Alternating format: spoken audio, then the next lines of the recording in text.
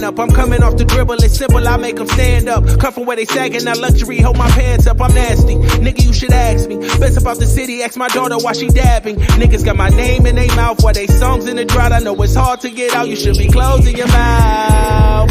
I told them only time would tell. They craving for attention, guess these niggas didn't know me well. I say nada, don't reply unless it's about $1. Oh well, okay, ha ha ha ha ha ha. All these local ass niggas, just some local niggas. I'm doing shows overseas, they don't know you niggas. Hey, check the wristwatch, that's a rolly nigga. Really making mine off rap, I'm the only nigga. Fall off. Done stood 10 toes up before young nigga finna ball off. And it's still west side Pasadena, never finna fall off. Stood 10 toes up before young nigga finna ball off. And it's still west side Pasadena. I'm the one from the pink house on Los Robles. Wasn't shooting, man, we really got it off the shoulders. And that's for real. And ever since they took away money, been in my fields. I really started grinding and winning, got me a deal. And now I'm paid up. The times that we was down, guess it been made up. Started doing numbers, now these little niggas hate us. So what? Set the bar so high that they can't touch. Really think it's jealousy, they mad that they ain't us. Hey, but fuck that shit, man, I'm Dina Race. We'll set ablaze, and I don't give a fuck that you feel away. Word, how you niggas feel the worst way to kill a day. Focus on my paper, got direct deposit on the way. But hey, y'all can have the best in the city. I'm the best out this motherfucker, say it with me. Hey, y'all can have the best in the city. I'm the best out this motherfucker, say it with me. Fall off. Done stood 10 toes up before young nigga finna ball off. And it's still west side Pasadena, never finna fall off. Done stood 10 toes up before young nigga finna ball off. And it's still west side Pasadena.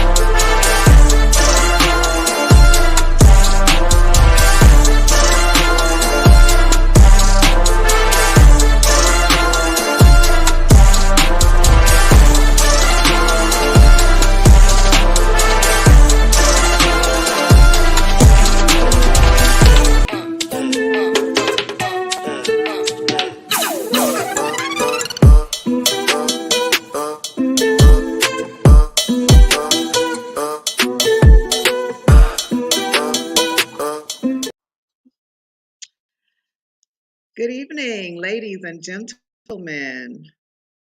Glad to see you all here tonight. Our wine selection for tonight is a red. We're looking at a Cabernet. It is called Director's Cut. So interesting little story about this particular wine. This is made by the winemaker Francis Coppola. And some of you may not recognize the name, but he is a famous Mm-mm. Uh-uh.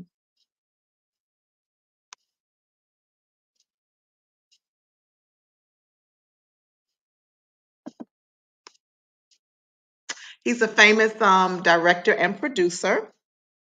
And he made the movies Godfather, Apocalypse Now, The Rainmaker. So it's that Francis Coppola. So he also is a winemaker. So this is his wine. It's called Director's Cut. It is a Cabernet. And for those of you who are looking for a fantastic red and you love prime rib or filet or a New York strip, this is great. The tasting notes for this are toffee, espresso, blackberry, cherry, toasted nuts, and almonds. This is full bodied, this is rich, and this is my first time trying it, and I absolutely love it. I see you sipping on this after a great steak dinner, maybe sitting around smoking a cigar. So if you're looking for something new to try, this is an excellent choice. It's called Director's Cut by Francis Coppola.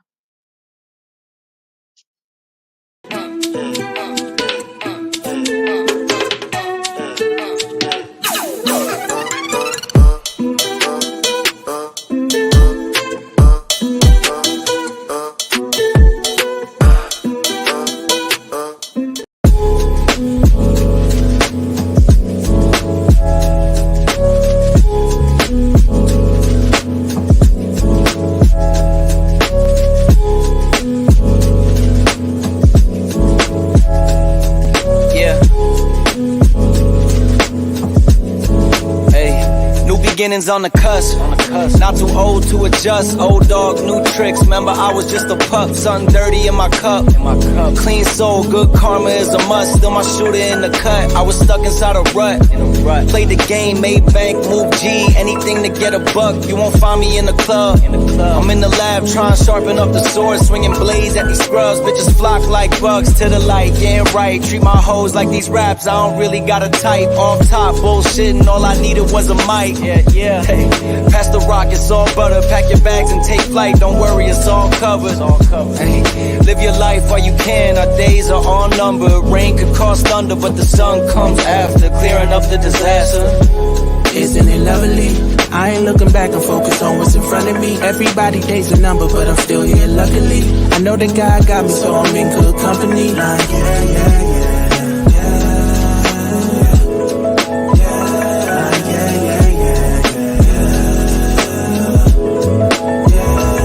Take it from me, I got some places I should take you to see. You know it's easy when you ride with a G. Light speed, moving fast through the city, trying to find me some peace. I finally lived to be the guy that I was dying to be. Still I got some trust issues, people lie through their teeth. The more I grew, the more they hide in the crease. Squad building, weak members get released. If we trying to compete, starting pitchers need relief. Bro, we building a team, everybody got a niche.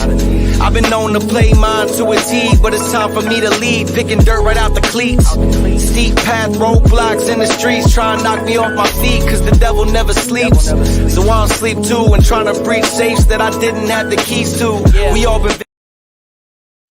All right, ladies and gentlemen, put a one in the chat if y'all can hear me clearly. No background noise, because we need to get into this tonight. I am honeymoon happy and peacock proud to be in the building again tonight with you guys, having another great conversation where we're going to laugh, butt heads, and at the end of the day, still remain family afterwards. I appreciate everybody for being here. Hit the like button, hit the subscribe button. You know the title tonight. The truth will not be televised. Guys, this was inspired and birthed, all right, through our sister from another mister, the queen herself. Take heed to the message. Yeah. Yeah, y'all. If you don't know who Take Heed is, we're gonna virtually jump you, because you got to know who Take Heed is. She's amazing. All right. When you hear Take Heed's voice and you see that wrap on her head and she's sitting with her back straight up and she take them glasses off, you already know it's over. She's about to get in that ass. All right. Shout out to Take Heed. All right. Let's see who we got in the chat tonight before we start bringing all these superstars up in the back. Let's start at the top here. We know we got Take Heed in the building. All right. Thank you, Take Heed, for being here tonight, sweetheart. We got Boss Man in the building tonight. We got Almond Eyes here. We got Marriage and Politics. We got Trey Taylor in the building tonight. We got Anissa, as you just heard, that wine of the night. Make sure you guys go out and get your bottle of that. We got Milani in the building tonight. Thank you so much, sweetheart, for being here. Let's see who else we got in here. We got the A Team 3307 in the building tonight. He said, "Can someone please explain what looking zesty means? Seriously." My God. All right, boss man, good evening to you as well. All right, I'll start bringing up these superstars here because we don't want to wait tonight. We want to jump right into this conversation. I want to bring up the ladies first. First, I want to bring up my other sister from another mister. She's so busy, but she found time today. She said, black man, I'm going to be there tonight. All right, give it up for my sister, Jamie. She's in the building tonight. Good evening, everyone. Thank you for having me. Absolutely. It is a pleasure. Absolutely. It's good to see you, sweetheart. All right, the next person I want to bring up, you just saw her with the wine of the evening. Ricky, check your DMs. Wine of the evening. Anissa is in the building tonight. Good evening. Hello. Yes, indeed. All right. Last but not least, for them ladies, we're going to give it up for yours truly, the one and the only one. Matter of fact, if y'all don't know who she is, let me introduce her to you because I have a recording of her here just telling you how it is. Take a picture, write it down. I don't give a fuck. You hear me? Do what it do. Take heed to the messages in the building tonight. Yeah. Now I want to start with the guys. I'm going to start bringing my brothers from another mothers up in this building tonight. The first person I want to bring up, you guys know him. He's the president of the 7 Bs. Y'all know him. The ball guy. The guy that has a dance move like no other. The car dancing enthusiast. Y'all know who it is. Mr. Bennett is in the building tonight.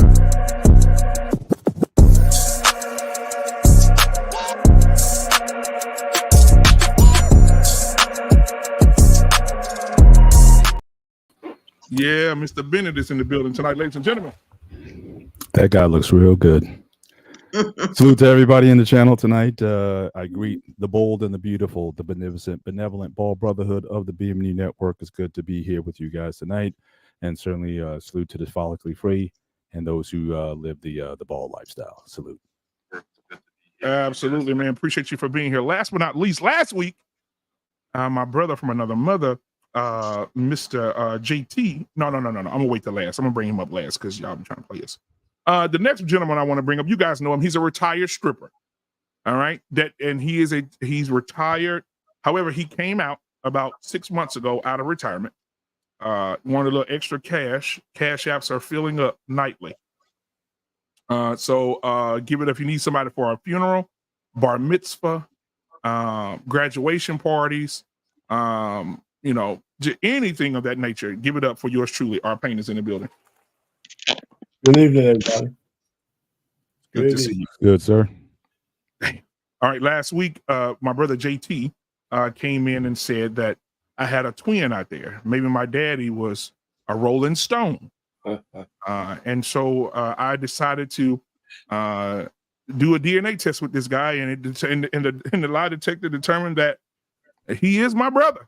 Give it up for the professors in the building tonight, ladies and gentlemen. Hey, what's going on? Hey, I'm glad to know that I'm glad to know I have a brother. I've been looking for a brother my entire life, and I'm glad I finally found him. But definitely shout out to all my men of class and my women of grace. There's confidence, loyalty, assertiveness, ambitious, strong, and strategic. Grace is gentle, resilient, attractive, compassionate, elegant. So shout out to everybody out there, and thank you for having me again, bro. Absolutely, man. Thank you for being here. I kept my word on what we talked about in behind the scenes. Remember? Yeah, that you did, yes, sir. I did. Okay. I just want to make sure you knew that. I'll talk about that. We'll talk about it later. Let's see. So again, thank you guys for being here. I like to check the temperature of the room tonight. We'll start with you, Jamie, and go around the room. And let us know how you guys are doing. Jamie, how are you today? How was your day? And we'll go on to this and just keep going until we all get it out. I'm good. I thank you for asking. It's hot, you know what I'm saying, and I don't like it, but that's about it. Is it hot where everybody else lives? Like, because it is. Where you at? I'm in Tennessee. Oh yeah, I'm in Texas. You could cook lamb alive out here on this pavement. Sure. Yeah, it's disrespectful. Jesus. And so, other than that, I am doing really good. All right, thank you so much for being here, Nissa. Good evening. I'm doing fantastic. I'm with you, Jamie. I'm down here in Florida where it is raining every day. The humidity is crazy. For us natural hair girls, it is just not cooperating. But other than that, I'm doing well. It's been a good day. All right. Take heed to the doggone message. So Jersey is hot up here too, but we had like a little cool day today. I don't know what was going on, but it was a little cool over here in South Jersey. And the family just been excited. We sent our first child off to college Sunday. So it was amazing. We had a wonderful time. And yeah, we cried on the way home. We cried going back. Okay, we cried going back because all we remember is this little one running around talking about she want chocolate chips, and now she going into law. So it was something. It was something. So we thank God, and that's it. All right, thank you so much, Take Heed, for being here tonight. The professor is in the building tonight. How are you doing, sir? Hey man, I'm doing well. Thank you for having me on again. Yeah, in the Carolinas, it's hot. I saw the devil sit on top of an ice stall today, so it's hot out here, man. And while your daughter's going off to college, mine is coming to Charlotte to visit me. So I'm happy for that. I'll see her tomorrow through the 6th. So maybe a little crying because I ain't seen her since it's for a couple months. So yeah, but day overall was very good. Try to stay as cool as possible. Yeah, well, that devil been moving around pretty good, man. Because brother, I mean, I guess we both seeing the devil because I saw him today with a T-shirt on that said "Jesus is the way." It sounds about right. Yeah. How are you doing tonight, sir? Yeah, it was, and like I said, it's a cool day here in New Jersey based on a couple of days in the 90s, like a week ago or so. But I remember the day, yeah, I'm in Jersey. Yeah, I'm Jersey. Jersey in the house, baby. Yeah, that's where my wife was, my wife, I just moved where the wife was, But anyway. That says a lot. Well, I didn't say I moved in her place. She was in New Jersey, so that's where I moved. She said, bring your ass to Jersey, and you said, okay. And we always go where the women are. Anyway, listen, when I dropped my first daughter off in college, it was a tearful moment. I was like, oh my God, Yeah, she hasn't looked back. I have to call her up to just remind her that she still has a father. So, so that's it. Yeah. Good evening, everybody. All right, man. And last but not least, I want him to introduce himself as he normally does. Uncle Rick is in the building tonight, ladies and gentlemen. Allow me to reintroduce myself. My name is... What's going on, my brother? Good evening, good people. How are y'all doing? I pray y'all. Turn your mic up a little bit. Oh, that's better. There you go. Okay, sorry about that. I pray y'all had a wonderful and prosperous day. Beautiful Black people. Absolutely, man. Now, I want to talk to you guys about a lot of things tonight. That's why the name of the show tonight is The Truth Will Not Be Televised. Now, we're going to look at some things tonight, and we're going to break those things down tonight. I think I have a good group of people here who's going to tear this to pieces. I want to play a video first because I need to contact the person who sent me this video before I play the other one. But I want to play this one first for you guys, and y'all let me know what y'all think afterwards. Here we go. What's really disturbing is that every nationality of women, except for so-called Black women, understand their roles and understand why they were created. The so-called white woman know why she was created: to be a wife, to be a mother, to help her husband, to help guide her house and assist where he needs help. The Asian woman understand that, Arab woman understand that, the East Indian woman understand that, so on and so forth. It's only the so-called Black woman that does not understand why she was created. And it's simple. You was literally created to be a wife, to be a mother, to be a helpmeet to your husband, to love him, to love your children, to guide the house and shine in your road. That's simple. Everything outside of that, you have been deceived and indoctrinated by the so-called white man, your daddy, who also gave you feminism and who also gave you Planned Parenthood to continue to destroy you, your seed, and to tear down the so-called Black family. Y'all better wake up.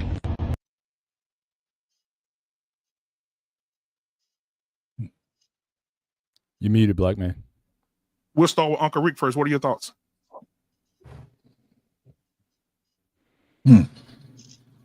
I think it's a fair assessment. I mean, when you look at our society, I'm not going to even say the Western world anymore. I'm going to say the world as a whole, right? Mm-hmm. Our women set the standard for so many things: fashion, beauty, hair, right? Yep. I believe our women was supposed to set the standard and be a beacon for all women to aspire to. But I don't think that's the case. Okay. That's all I got on it. I'm gonna go up to a lady, Jamie. What are your thoughts? I actually agree with her. I actually said it last night on Humble Dad. You know, I have a client who is okay with continuing to be a baby mama, but when I said you need to marry, you know, you need to get married, and she said, I don't know about that. I'm like, you okay with popping out babies, but you don't want to marry the person? That don't make sense to me. And I said, it's a problem in our community that we are okay with being baby mamas and not being wives. Like, you're already doing the role. I said, and I told her, I was like, you know, Caucasian women and other races that secure the man. They secure they secure the man, and they are okay with being helpmeets.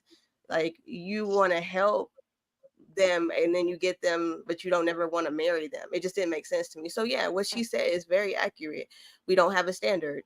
And Uncle Rick said that, but we don't have a standard that we have set as women that needs to be set, to be honest, because it's old. Don't nobody want to be a baby mama. It's not fun being a baby mama. So that's my answer. I agree with her. Professor? No, I think I'm in the same boat as far as agreeing. I think with our women, we've lost accountability, we've lost shaming, and the previous lady's statement, she said she has a woman that wants to be a baby mama. That used to be a shame, and we don't have that anymore. There's no more accountability. But I agree with what she said.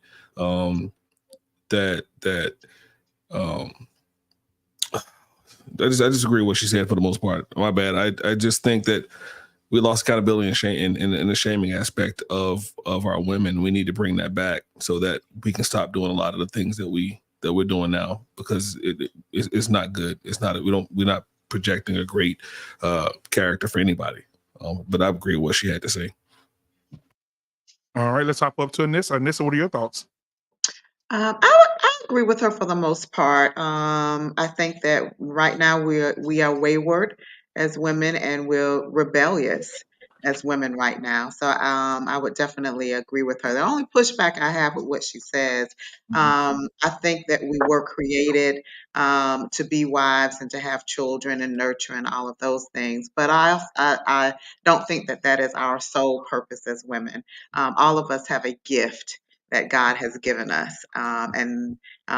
There's a specific work that all of us are supposed to do. And I don't think that that is necessarily exactly what she's saying, because there are some women that, for whatever reason, can't have children, but they still have a purpose and there's still a plan that God has for them in a way that God can use them. So that's the only pushback that I have. But for the most part, I agree with what she said. All right. Let me get the airplane ready. Arpain, what are your thoughts? Yeah, listen, I believe in social programming, and what we're seeing is social programming unleashed. Let me just give you a scenario. If I was to, that game where you tell one person a message, and when it gets to the fifth person, it's different. All the women in the West are subject to the kind of programming of being independent and having your own job and stuff, because you need one. But somewhere ops got in the chain before it got to the black woman, and it said, not only do you need to have your education in that, and on top of that, you don't need no man. And they kept saying that so much, and for so many years, they actually believe it, right? So when a white woman who started feminism, they wanted their property, they wanted their ownership, but they always understood to stay up under their white man. You know what I'm saying? And the black women, the message got to them that you could have all that, but you also have to give up your cleaving to your man. And that's where we are. And that's the most insidious social programming that ever was.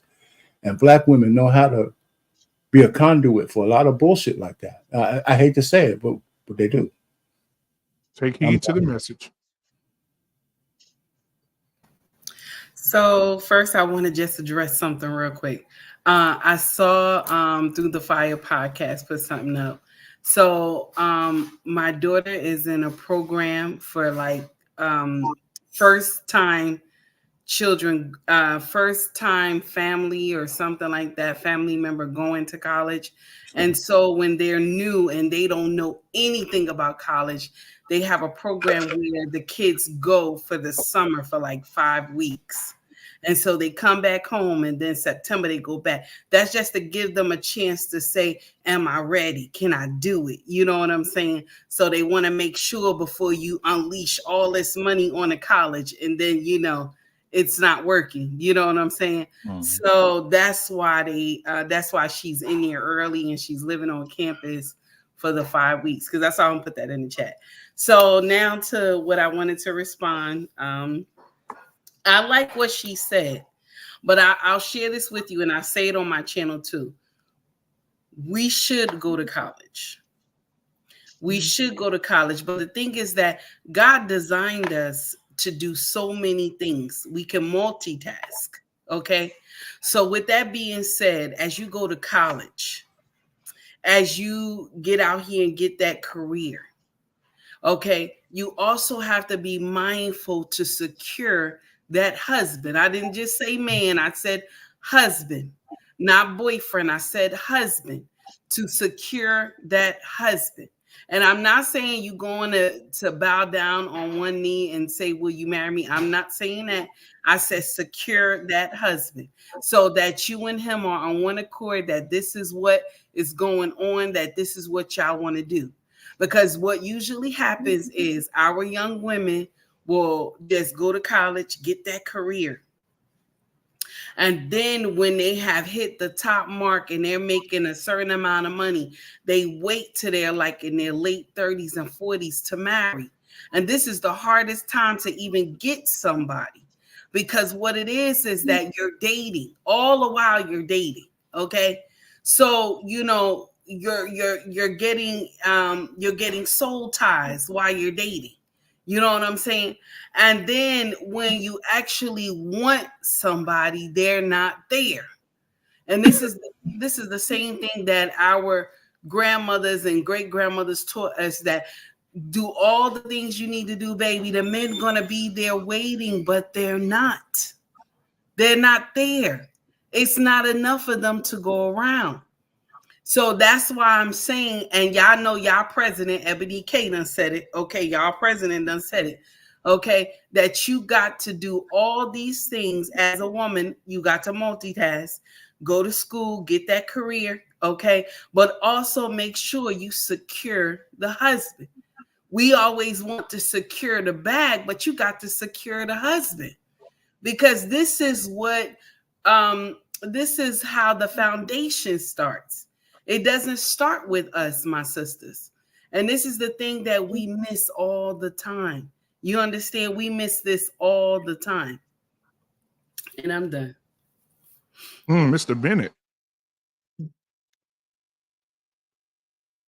It's a little nuance for me. I can almost say I can kind of agree with her assessment of the current situation.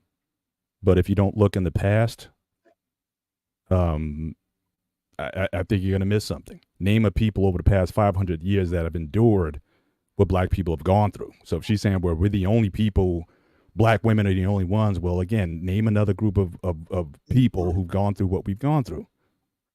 From the lack of wealth, from the lack of, resources to the assaults. I mean, I thought our pain was kind of leading to it when he talked about the social programming. Well, who's responsible for that social programming? So yeah, so I think a lot of this has been intentional to basically to keep us down, to destroy us. So again, but if you're gonna the wealth gap, you know, is certainly having money is certainly key if you want to be married and have families. And if that's going to be lacking, then yeah, that's gonna be a lagging indicator as far as our ability to marry, our desire, you know, and to build that. And but just across the board though, no one's really getting married anymore. I mean, just globally. I mean, we talked about it on the gray area on Sunday. What's happening in Greece? What's happening in these developed nations? Birth rates are down in most of these developed nations. Birth rate is under 2 children per. You need 2.1 to keep an economy going. So who are the ones who, you know, saying who's getting married and what? Fewer people are marrying, more people are cohabitating, more people are getting dogs as children. They said my fur babies. So this isn't new to black women. It's all women. But again, it's like we say all the time, you know, other people get a cold, we get the flu. And you can't discount our history in terms of why those disparities are there. And there have been specific programs that we know about that have been directed towards euthanizing us. So she mentioned Planned Parenthood. That was intentional to euthanize us. And who did they go after? Poor black women. So again, if you want to come with that narrative, then you have to bring all that into the discussion. But are black women just inherently by their nature just opposed to marriage and family, whatnot? No, we've just been programmed wrong, and there's a long history that of dysfunction that's led us to this point. All right, now, well, anybody want to respond to anything that was said? Then we'll move on to the next. Well, I do have a question though, because prior to 1975, we were married at almost 80% clips. So I hear the 500 years of going on, and I definitely agree with you as far as we having it the worst. But we were married at 70 to 80% clips prior to 1975 and the Great Society and the No Man in the Household Act. And from then on, we saw marriage rates decline, and they've been declining ever since. And in addition to that, you know, we talk about Greece and other places. It's like the movie Idiocracy. The people who have the highest IQ are not having kids. It's the ones who have the lower IQ sometimes are the ones having all the kids. You have 4, 5, 6 kids at a time, 11 kids at a time, when the ones who are college educated or not, or are waiting till 40, 50 years old, like I believe Take Heed was saying, to get married. So it's sort of a fewfold, because you had the 1970s, you had the 1980s epidemic with men and what was going on with drugs and things of that sort. But we were married through Jim Crow South, through slavery, through threat of death. And we had Black Wall Street. So if you look at segregation and what desegregation did to black communities as well, that's also something we can look at. So it's a lot of things that came into that caused where we are now, to where we have women saying they didn't need a man, or we can do bad by ourselves. But you have a government taking care of the second half of that. So technically you don't need a man, but we are still leading the nation in deletions. 393 kids per 1,000 are deleted every year of black babies. So we have to figure out, that goes back to the shaming. You should be learning to marry before you carry. So that's the only thing I had to say as far as response. Anybody else before we move on? All right. So listen, I want to, now this for the fellas. I'm gonna say this to the fellas, and I'm gonna let the ladies respond to this next video. This next video I want to play for you guys tonight, as we're the truth is not being televised. We're gonna put it on the screen tonight. Don't y'all know, fellas, if you correct a woman, that you could potentially be gay? Let me say it again. Uncle Rick, if you correct a woman, Professor, R. Payne, Mr. Bennett, and myself, if we correct women or we say something that we don't like about the behavior of women, we're considered gay. Ladies, I'm gonna let y'all respond to this video first, because it's funny as shit to me. Today, somebody tagged me, Uncle Rick, I don't know if you saw it.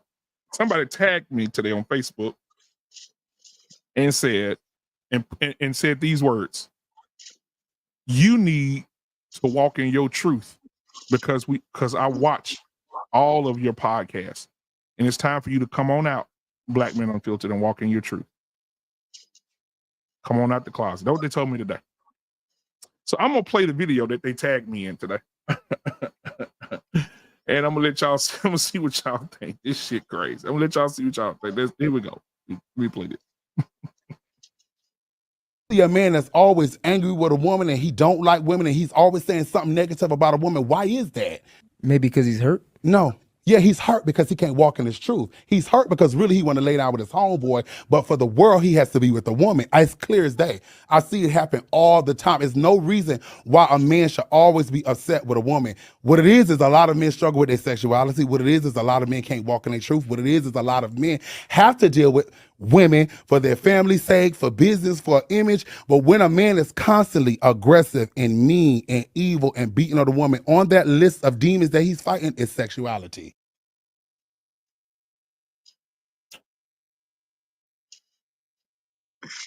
Let's just let that sink in for a second before we say something.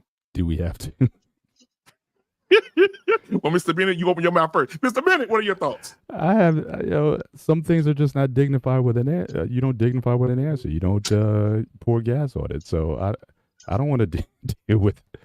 Because you're critical of women, you're automatically gay. You're struggling with your sexuality. That's an asinine statement.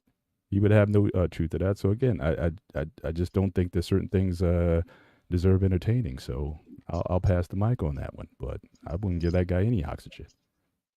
Uncle Rick. Wait a minute. Wait, because I'm going to get myself together. Okay, now go ahead. You don't argue with a fool because they'll beat you with their expertise. Thank you. What? This is what's crazy, right? What can a gay man tell us heterosexual man about his sexuality? Think about that. Just think about that. Think about it. You don't even look at women the same way I do, but you say I'm gay. Think about it. He has, and this is what's wrong with the internet and podcasts and everything as a whole, right? Everybody doesn't deserve a voice. Everybody's opinion is not valid. Right. It's a reason why God changed the languages. Some people shouldn't be, they wasn't supposed to be listened to. And he's one of them. What we live in a bizarro world, man. This shit is crazy to me, dog. For real. For real. So Uncle Rick, let me ask you a question. What would you say as a married man yourself? Okay. What would you say to a woman who says that, who encourages that any man who corrects a woman or her behavior is a homosexual man? If she said it, I say she a liar. You lying. You don't know what you're talking about. But again, that's the nature of the beast at this point, right? Yeah. Right. Anything a man does, right, when you try to stand up for righteousness, it's got some sassy name attached to it, or you gay, or you know what I'm saying, or you ain't happy. It's always something detrimental. It's just the way the devil fights. That's the way I look at it. It's just the way Satan fights. All right, I want to hop up to Jamie. What are your thoughts? Can you play it one more time? Can you just play it one more time? Absolutely. Absolutely. Look at Mr. Bennett. One time for you. Hold on a second. Hold on, I think I deleted. Oh, there it is. That's always angry with a woman and he don't like women and he's always saying something negative about a woman. Why is that? Maybe because he's hurt? No. Yeah, he's hurt because he can't walk in his truth. He's hurt because really he want to lay down with his homeboy, but for the world, he has to be with a woman. It's clear as day. I see it happen all the time. There's no reason why a man should always be upset with a woman. What it is a lot of men struggle with their sexuality. What it is a lot of men can't walk in their truth. What it is a lot of men have to deal with women for their family's sake, for business, for image. But when a man is constantly aggressive and mean and evil and beating on the woman, on that list of demons that he's fighting is sexuality. Okay, I just wanted to make sure. So, what was your question again on Black Well, men? what are your thoughts on something so straightforward? No pun intended. There was a pun. There was a pun intended. I agree with Uncle Rick. I don't understand why his opinion is valid. I was actually expecting for a woman to have said it. So when it came on and it wasn't a woman, that kind of actually threw me off a little bit and set me aback.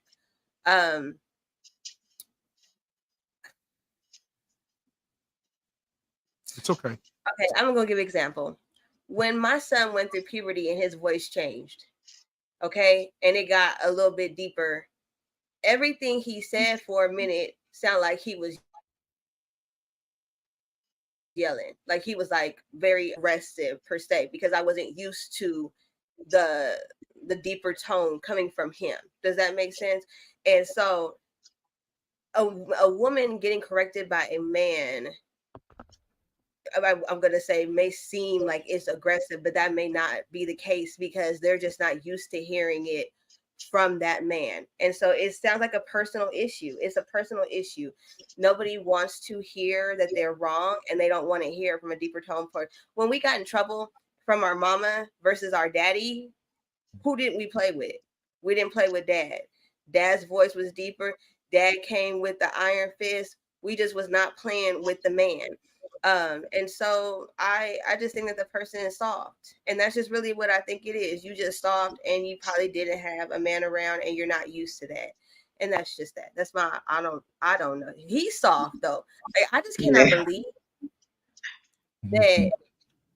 How can I just don't understand how a person who has a perverted perception of themselves, other people, and society has the right to judge and tell anybody what they are. The only person he can critique is another gay dude. Right. That's it. I'm flabbergasted. That's my white word for tonight. And so Jamie, my other question to you: if you look at the camera tonight and you heard a woman say this, that men who correct or have something to say about the behavior of a woman is gay, what would you say to that group of women? That they got to get it together. Like, they need to be able to handle correction. And just because a man has a stronger tone or a we're not taking, you're crying or you're manipulating as a response to you not taking accountability, like, you just got to suck it up. You got to suck it up and get your life together. Swallowed up.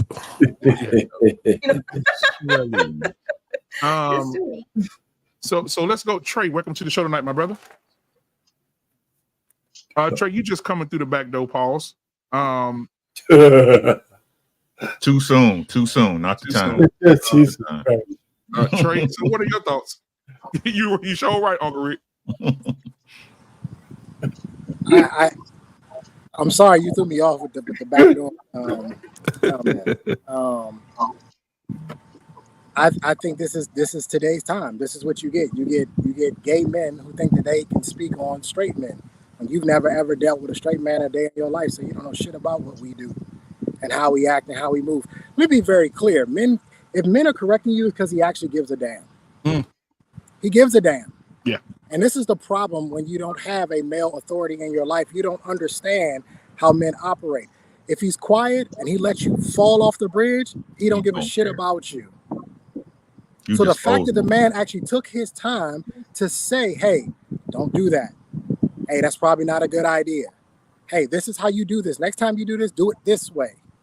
The fact that he took time out of his day probably means he gives a shit about you. And he wants to see you be better. All of these conversations that we have on these platforms is because we're trying to be better.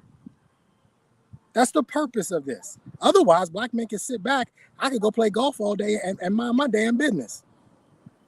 But we come over here and we try to correct things that we see that are problems because we want it to be better. But what I'm realizing is that the gay community and black women, I don't think y'all really want to be better. I don't think that's what y'all actually want. I think y'all like the chaos that y'all live in because it's comfortable and it makes you feel good. You'd rather stay there because when somebody corrects you, typically they're correcting you because there's a structure involved. There's some sort of structure involved and you're not adhering to it.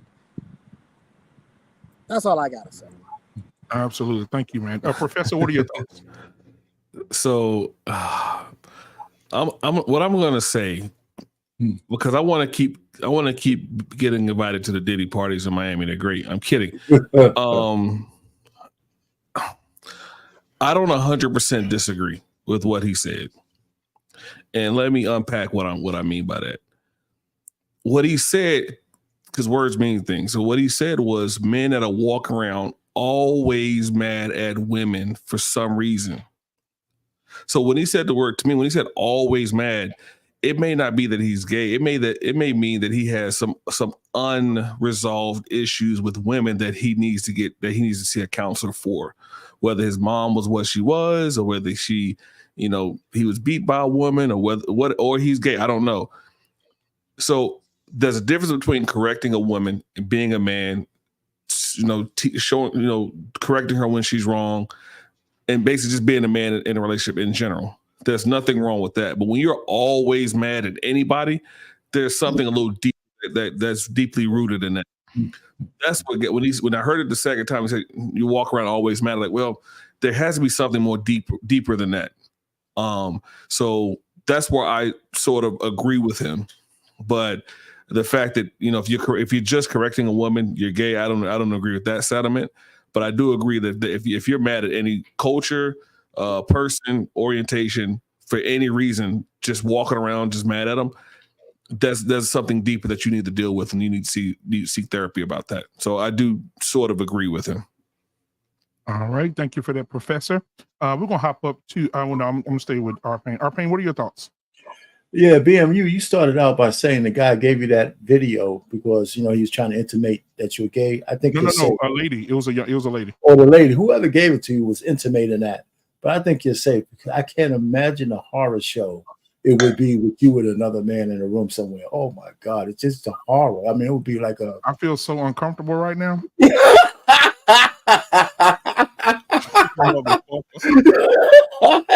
Yo, man. So is that what Meek Mill said when he went to Diddy's house, allegedly?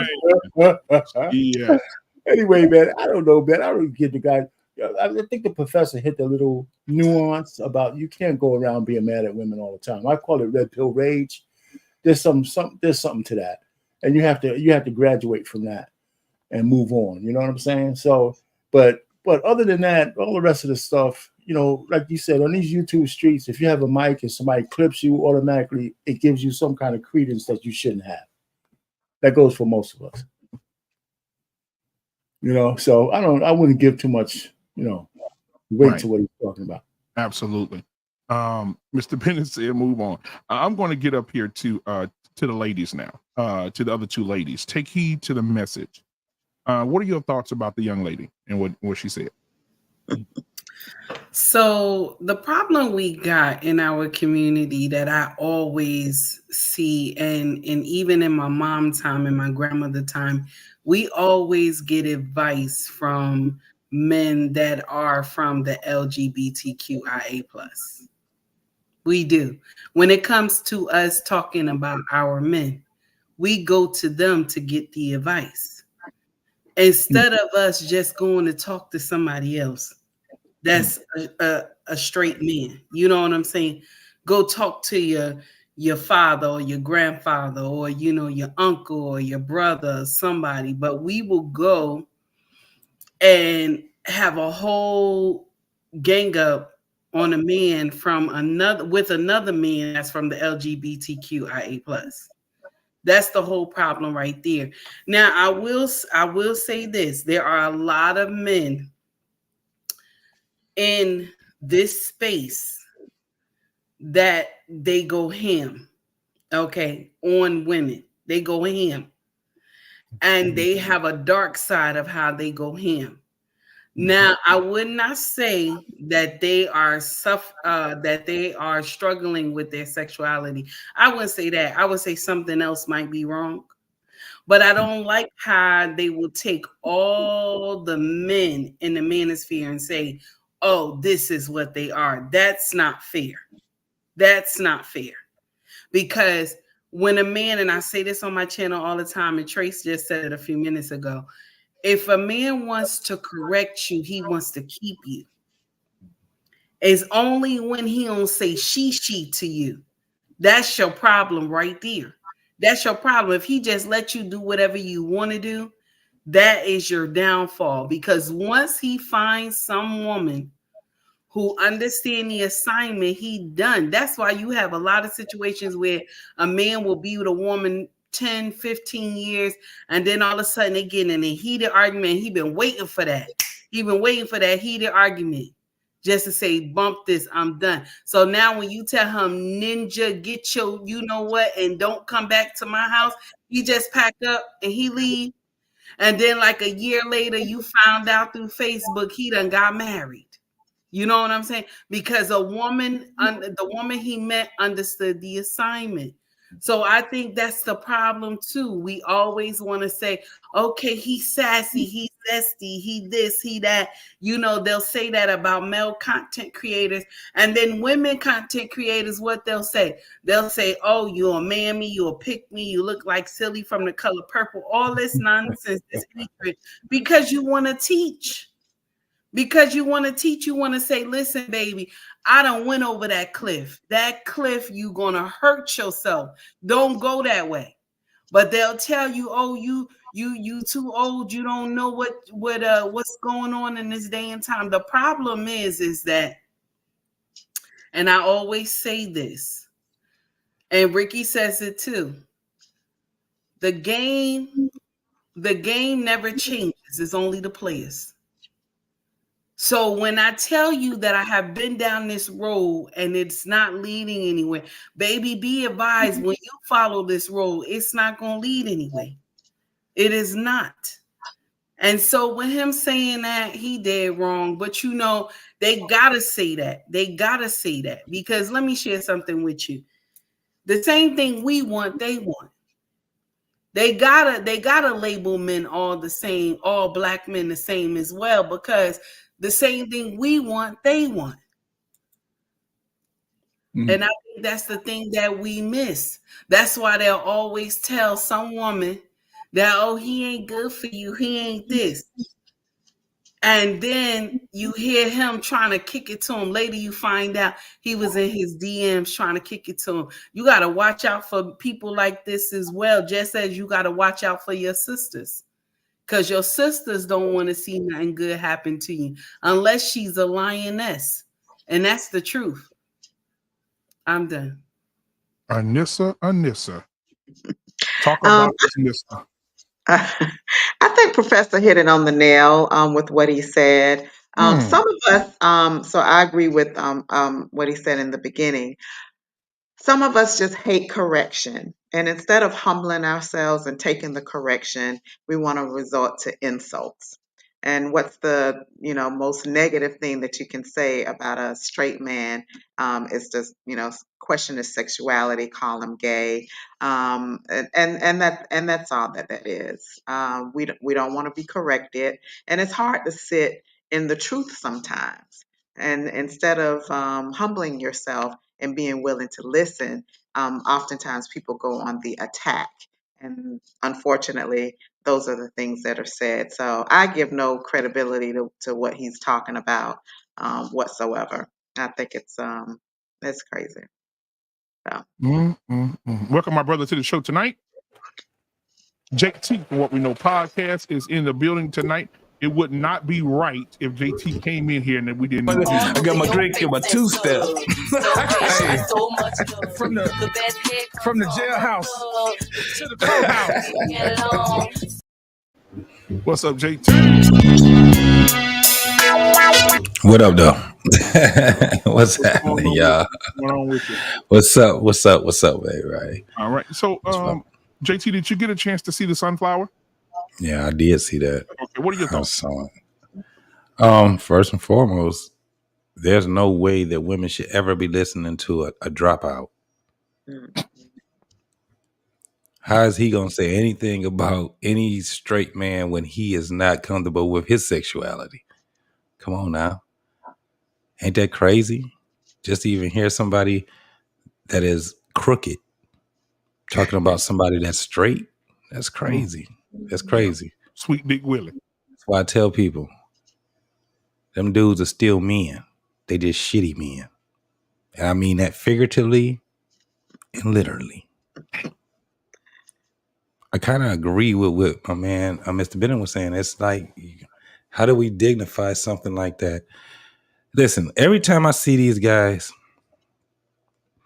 get on these platforms and they think they can tell women about straight men, I always go back to that one show we had, Black Man, when we had those posers, those infiltrators, Decepticons, Transformers. We were sitting there talking to them. There was nothing that they can say talking to us straight up that made any sense. None of it. They was acting like little 4-year-old girls.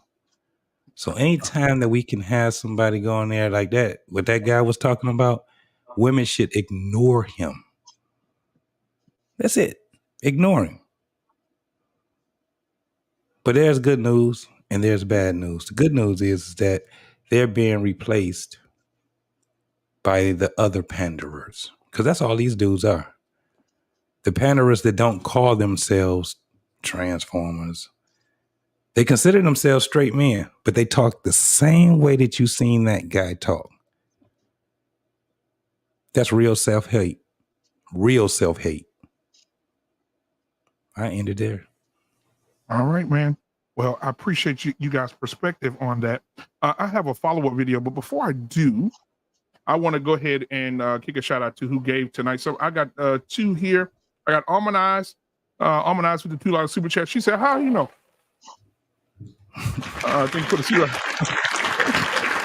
We got one who has gifted 5 Black Men Unfiltered Network memberships. Thank you so much, Ty. Appreciate that. Appreciate that. Before we get to the next video, I'm going to play 3 videos for you guys tonight. Let's see what I give you. I'll give y'all white chocolate. Here we go.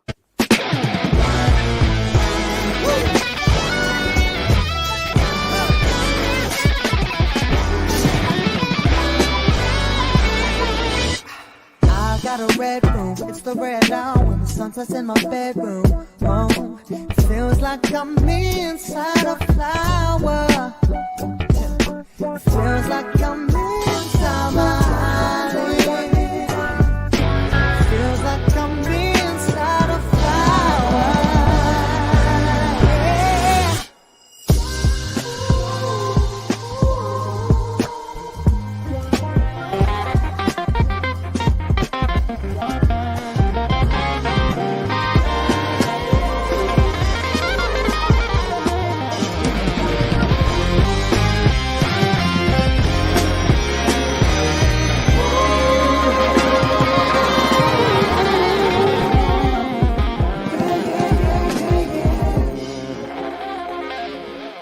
Yeah. Get the collection plate right on that side. Nigga, get it around on that side. All right. Thank you guys for giving tonight. I appreciate it. Let me tell y'all something before we move forward. Man, I was laughing. We always have content where I just go back and laugh at it, man. I had clipped the part where we were talking about Arnold Schwarzenegger, man. Yes. I was at work today and I went back and man, it just popped up and I watched it, man. I was in that office rolling today, man. I'm just looking at everybody's face. Mr. Bennett was rolling.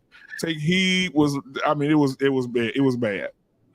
Especially when that damn Reckless Ray said, who is your father and what does he do? Man, I just fucking fell out. But man, shout out to you guys, man. I appreciate it. Now, my brother from another mother, JT, is in the building tonight. Now, y'all ain't gonna believe this.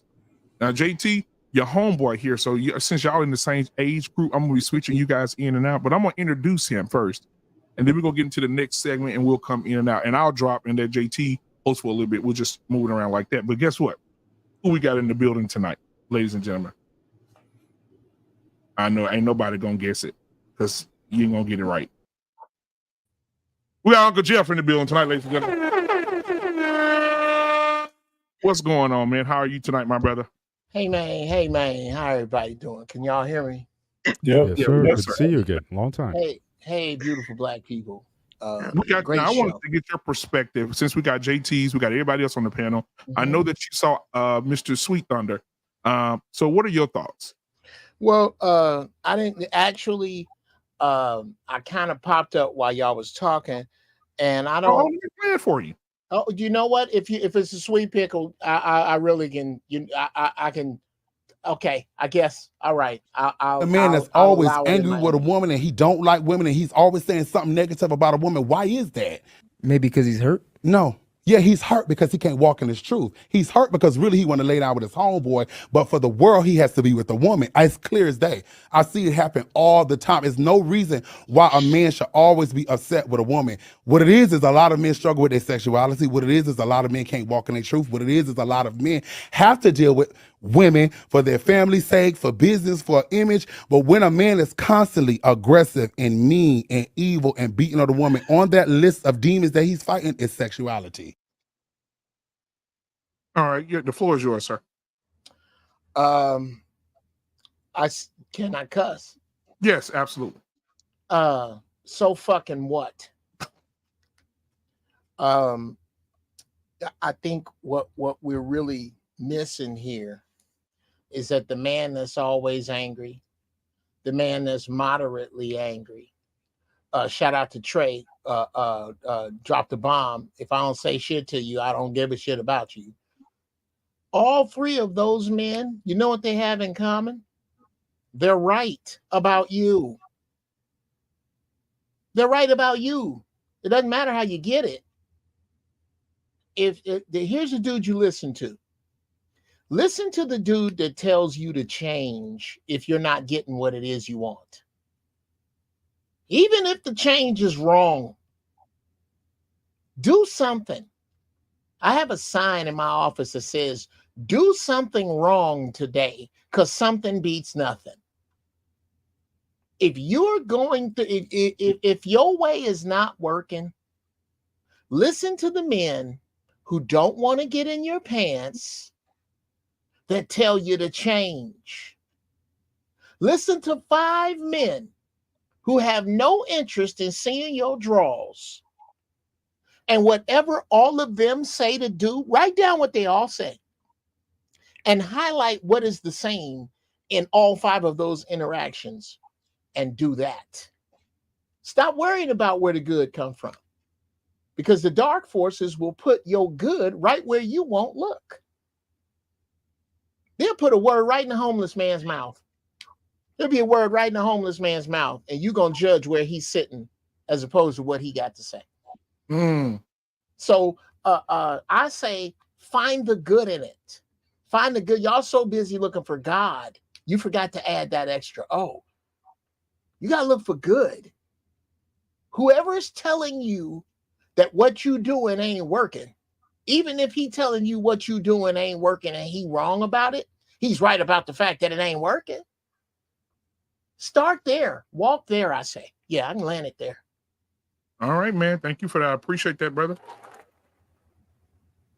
Now, I'm going to play a backup video to Tam, pause. I'm going to play another video that I think will fit right along the side of this one. Here we go.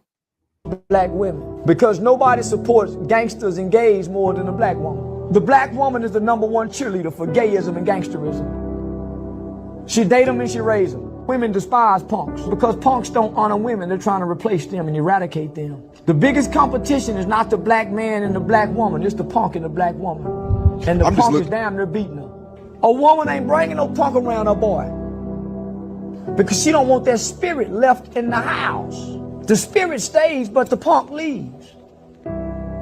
Now while your son picking up the phone, guess what? That spirit jump on him with no parental supervision. Your daughter, from both mama and daddy.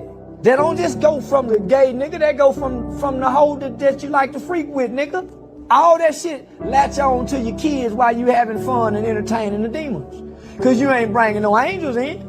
You ain't praying around the house, warfaring for whatever negative energy may be in here tormenting your kids.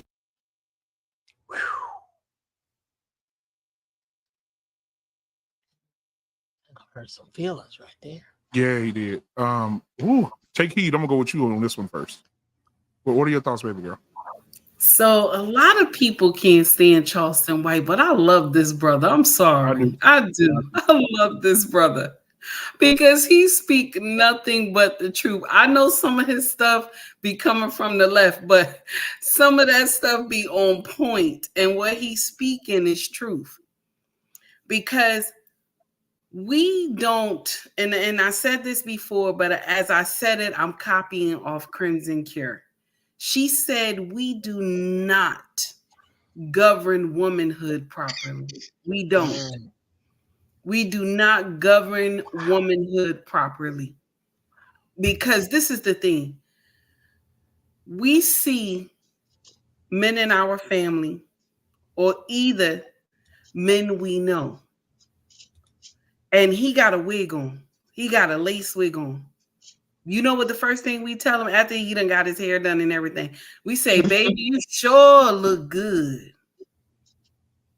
Okay?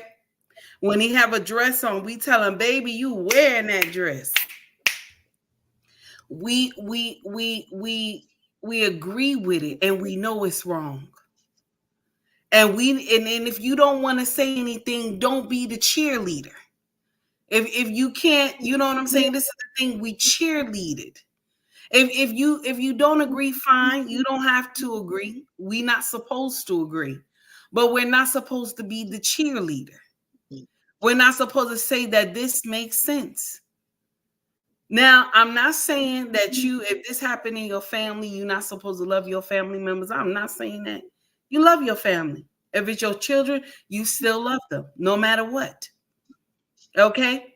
But we're not supposed to sit up here and be the cheerleader. I can't be the cheerleader in dysfunction. This is the problem with us.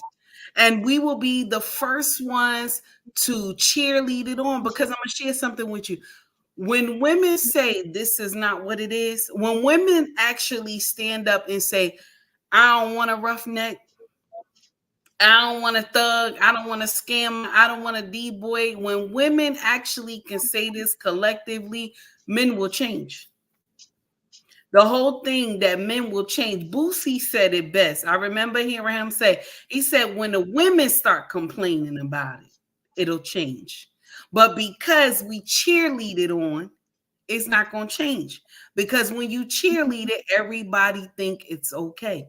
Only the men that know better know it's not okay. So this is why we do not govern over womanhood properly, but men do. Men do. They will govern over manhood properly. They will govern over that. They will say, wait a minute. We're not doing that. We are not doing that. But we'll get up here and say, that's right. That's right, honey child. You wearing that wig. You wearing that dress. You look good. Y'all know y'all seen the BET Awards. Come on now, Santana. Oh, my God. Lord, that was a whole heap of mess. And they were saying, baby, turn here. You look good, baby. No, he didn't. No, he didn't. No, he didn't. But that's what they got up there. Oh, baby, you look good. This is a false ideology that we love to put on our brothers as well, because we will sit up here. If you don't agree with me, you gay. You know, if you don't agree with me, you're gay. Okay. At all the shit I'm doing, I got 7 baby daddies and 7, 8 children. One is impossible. You got to agree with me. If I say I'm gonna have a high value man, you got to say, that's right, girl. That's right. You're going to get out. No. You're not going to get one. You're not. You're not. And the thing is that they don't want to hear the truth. We rather live lies. And that's the sad part about us. We got to do better. And I'm done. I'm going to land my plane here. All right, Mr. R. Payne, what are your thoughts? Hey, listen, I like Charleston White. He hits on a couple of things. I mean, he said it all. I don't have anything more to add to that. I've said it plenty of times. I think the black woman has been the conduit for a whole lot of effery, man, in our society. And it's like I said, I'm gonna keep going back to it. It's all been programmed in. I mean, it's not like they do it on purpose. So, but there's a nature that they have where they leech and latch, not leech, but latch on to the worst shit, man. And I don't know why. It's on steroids. The rainbow stuff. Make me feel good. I mean, like I'm overweight, but the guys will kick my ass. I'll have to take it. Get in the gym, you fat bastard. But you say that to a woman, forget it, man.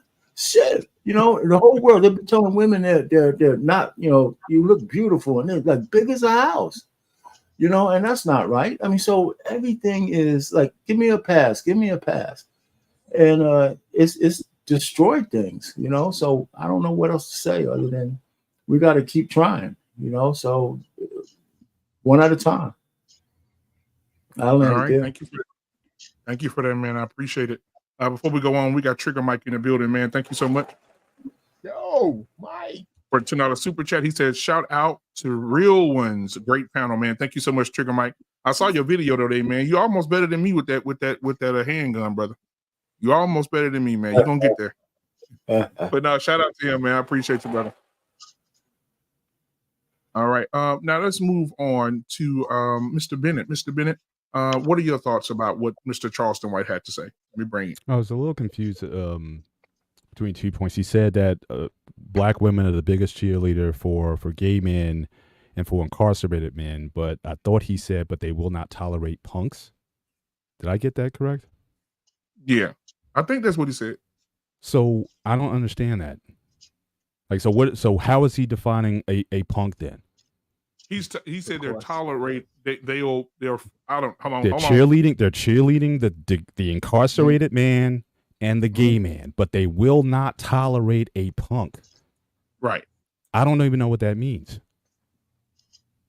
I mean, how's he classifying that? Is a guy who's not neither one of those things? Are you a punk because you don't act thuggish or you don't be bold enough to express yourself in those ways? I don't know what that means. That's my. But I'll tell you this: with certain with black, but I would say with black women, I think a lot of those guys get ignored. You don't want the bookish guy. You don't want the guy who's not necessarily out there trying to be violent or take the easy way out and commit crimes, but he's too nice, or I got tired of him, or he's boring, or whatever. So is that the punk that he's talking about?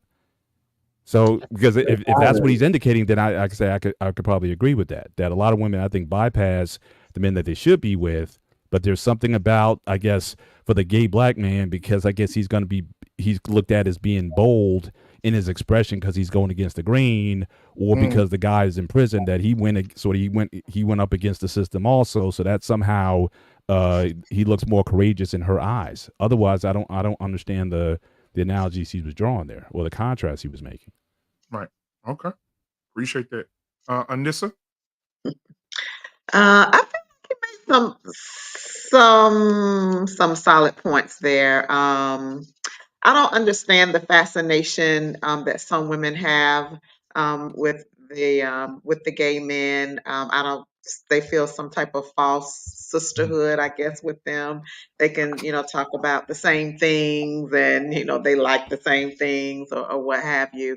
But we have to remember that that's a spirit. That's a demonic spirit. So I think you have to check yourself if you gravitate towards people that are in that lifestyle. You like being around that. You enjoy that. I think everyone deserves respect, but I don't have that in my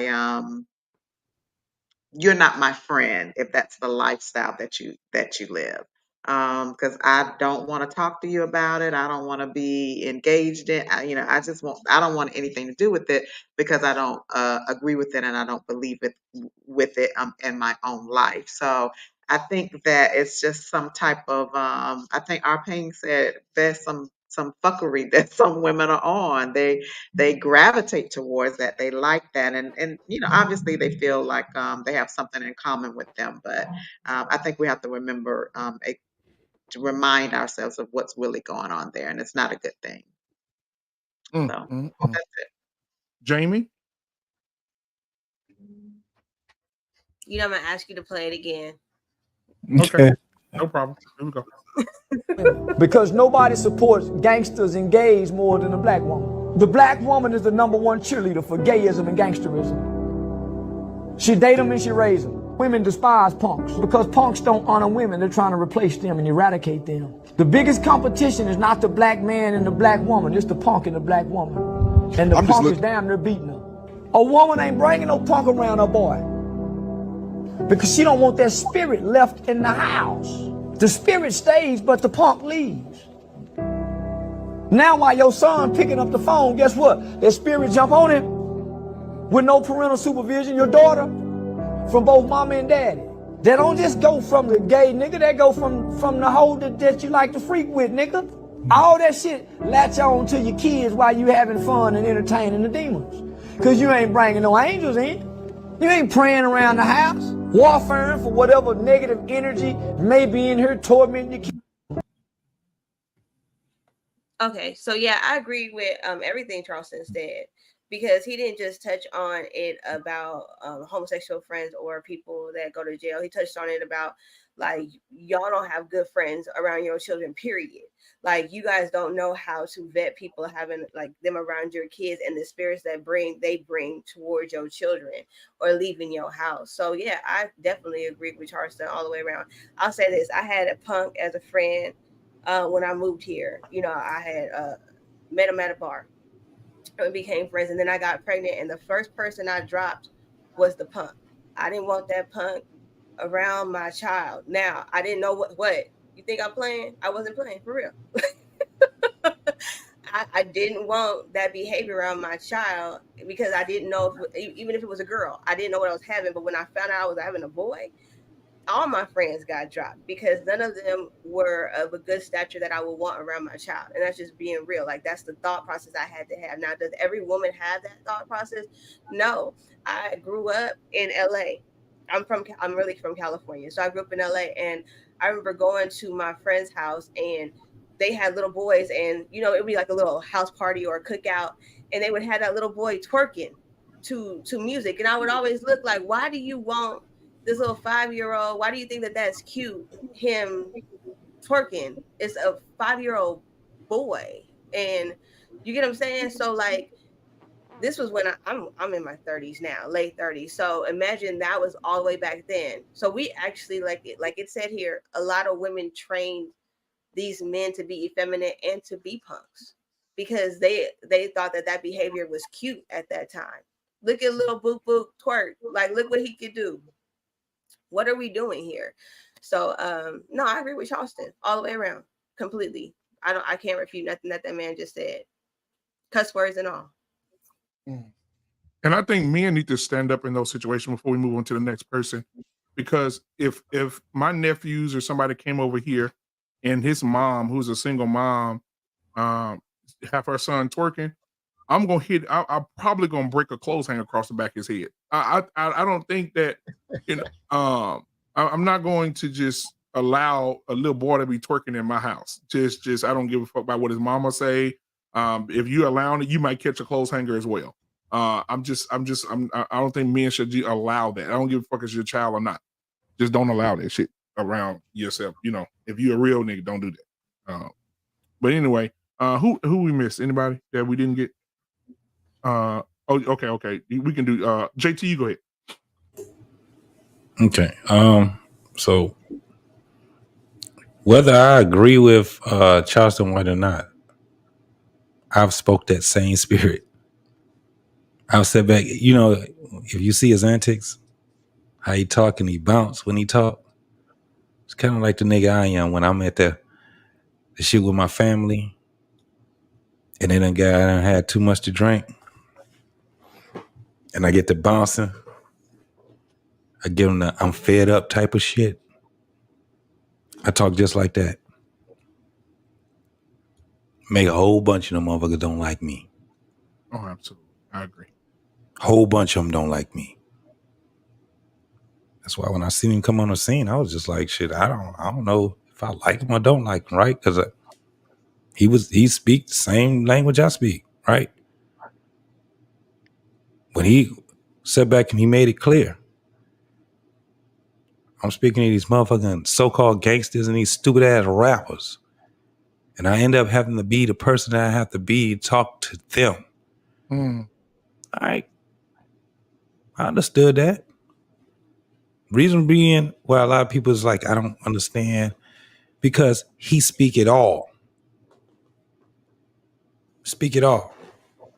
And a lot of that shit you just ain't gonna like. It's just nasty when you hear me. But I think we've all, I'm talking about men, in the real world, spoken that language right there. When you hear what he was saying right there, me, I ain't gonna even lie to you. Yeah, we on YouTube and shit like that, and I be trying to hold my motherfucking mule, man. But black man, you already know. When it come down to it, man, it's kind of hard for me to hold that shit. Because I don't like no man trying to tell me that I'm doing something against the women that I not only came from, but came from me and the other women that actually listen to me in my real life. Mm. They may not like the way that it comes out, but like my boy Tommy Sotomayor said, I ain't fucking Domino's. Fuck the delivery. Get the message. That's what it's about.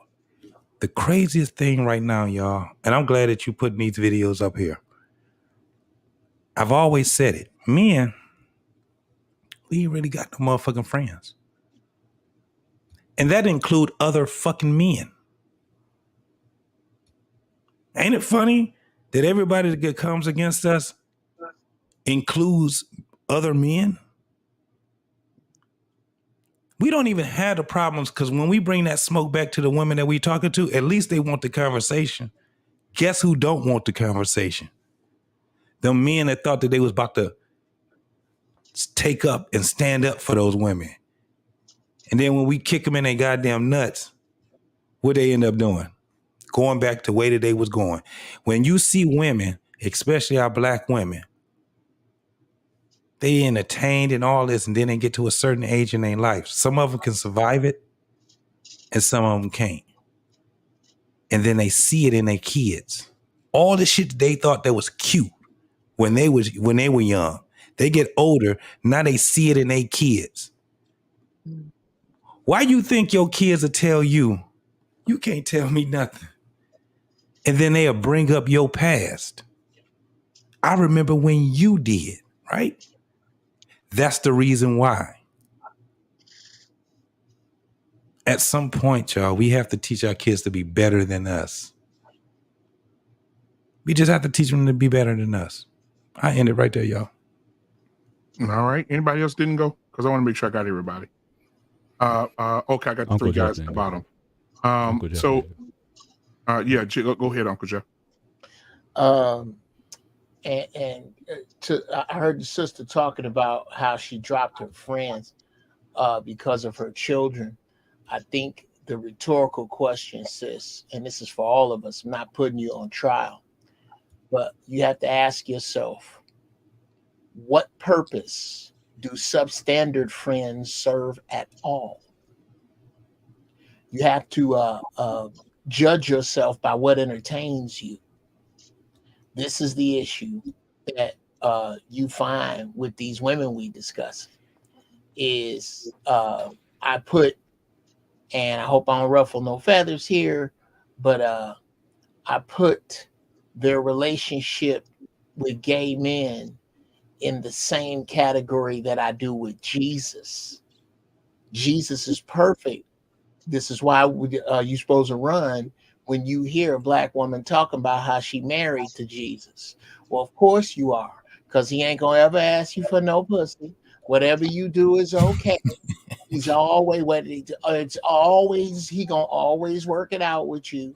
And what he represents is a lack, an absence of a need for accountability. This is why these women love these men, because it's the same reason when you see a woman with a lot of money, why it's so hard for them to get a man with a lot of money. Because a man with a lot of money can hold you accountable. That's why they go get what I like to call himbos. These are dudes who are male bimbos that they keep around because his shit is so fucked up, he can't tell you shit. So you get to do whatever you want, and if he open his mouth, you put his ass out. So I think basically that again, Charleston is right, but that's a friend thing. If you had a shitty individual in your circle, he was shitty before you got pregnant. He was shitty before you had kids. You have to ask yourself, what is it? And make sure that that's not dead for your baby. Make sure that's dead for you. What is it that this shitty person fed in me? Because I got to grill that part up and eat it. Because if I don't, he gonna come serve me that shit, and it's gonna get on something. Metaphysically, it's gonna get on my progress. It's gonna get on my projects. It's gonna get on the other people around me. I gotta figure out what that shitty person serves and kill that.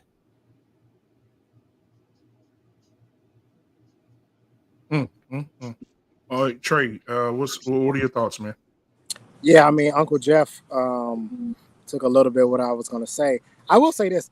Charleston's grown on me. He's grown on me because when he first started, I was like, if somebody don't shut this ignorant motherfucker up. But as he began to start to lay out with his beliefs, we actually have some similarities. We actually kind of think sort of the same.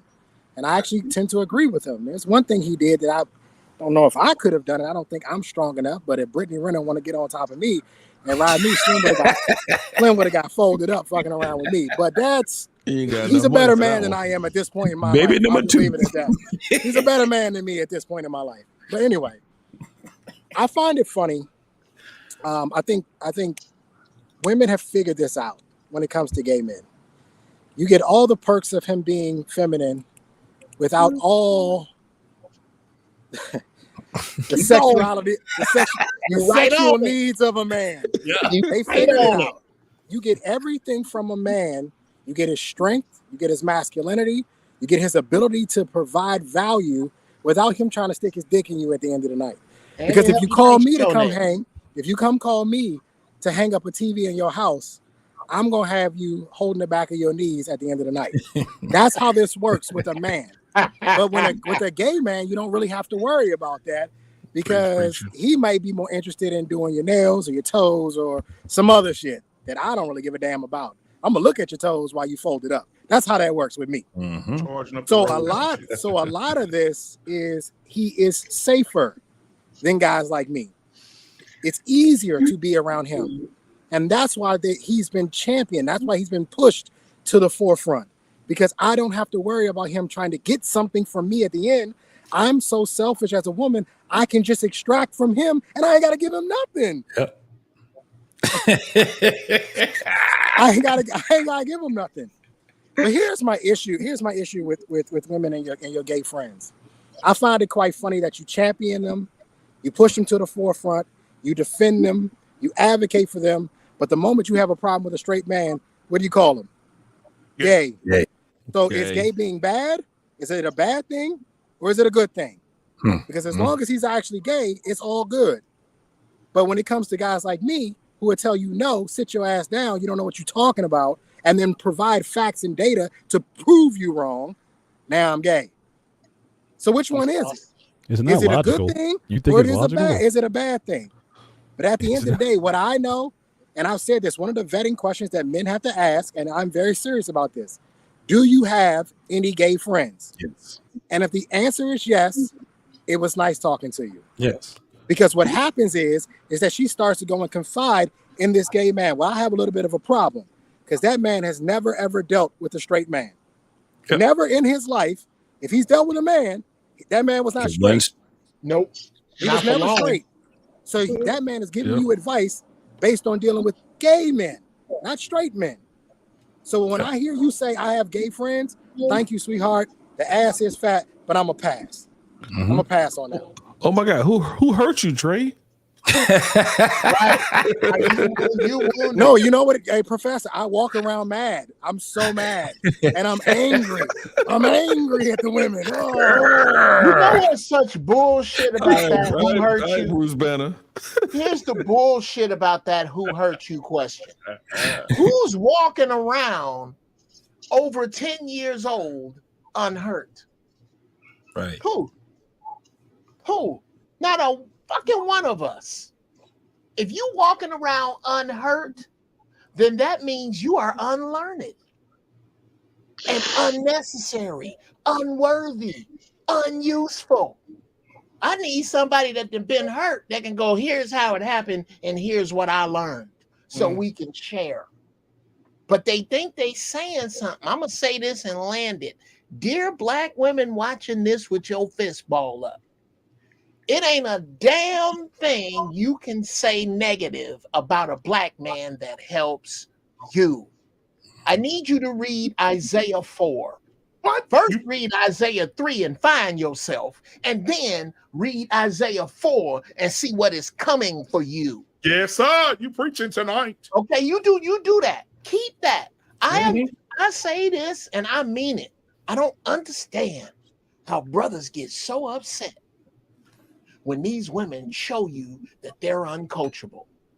They're raising their hand going, hi, me right here. I'm going to give you word for word in the time of crisis. I ain't shit. Thank you so much, because there's 2 million more of you, and I'm trying to find the right one. Thank you for moving yourself the fuck out the way. All right. Please, I just wanted to say something real quick, y'all. Go ahead, baby. We like to paint the narrative that when we have friends who are from the LGBTQIA, that we not fucking them. In our community, this is the truth. Oh shit! This Come is on, the mama. truth. People don't want to tell it. They don't want to tell it.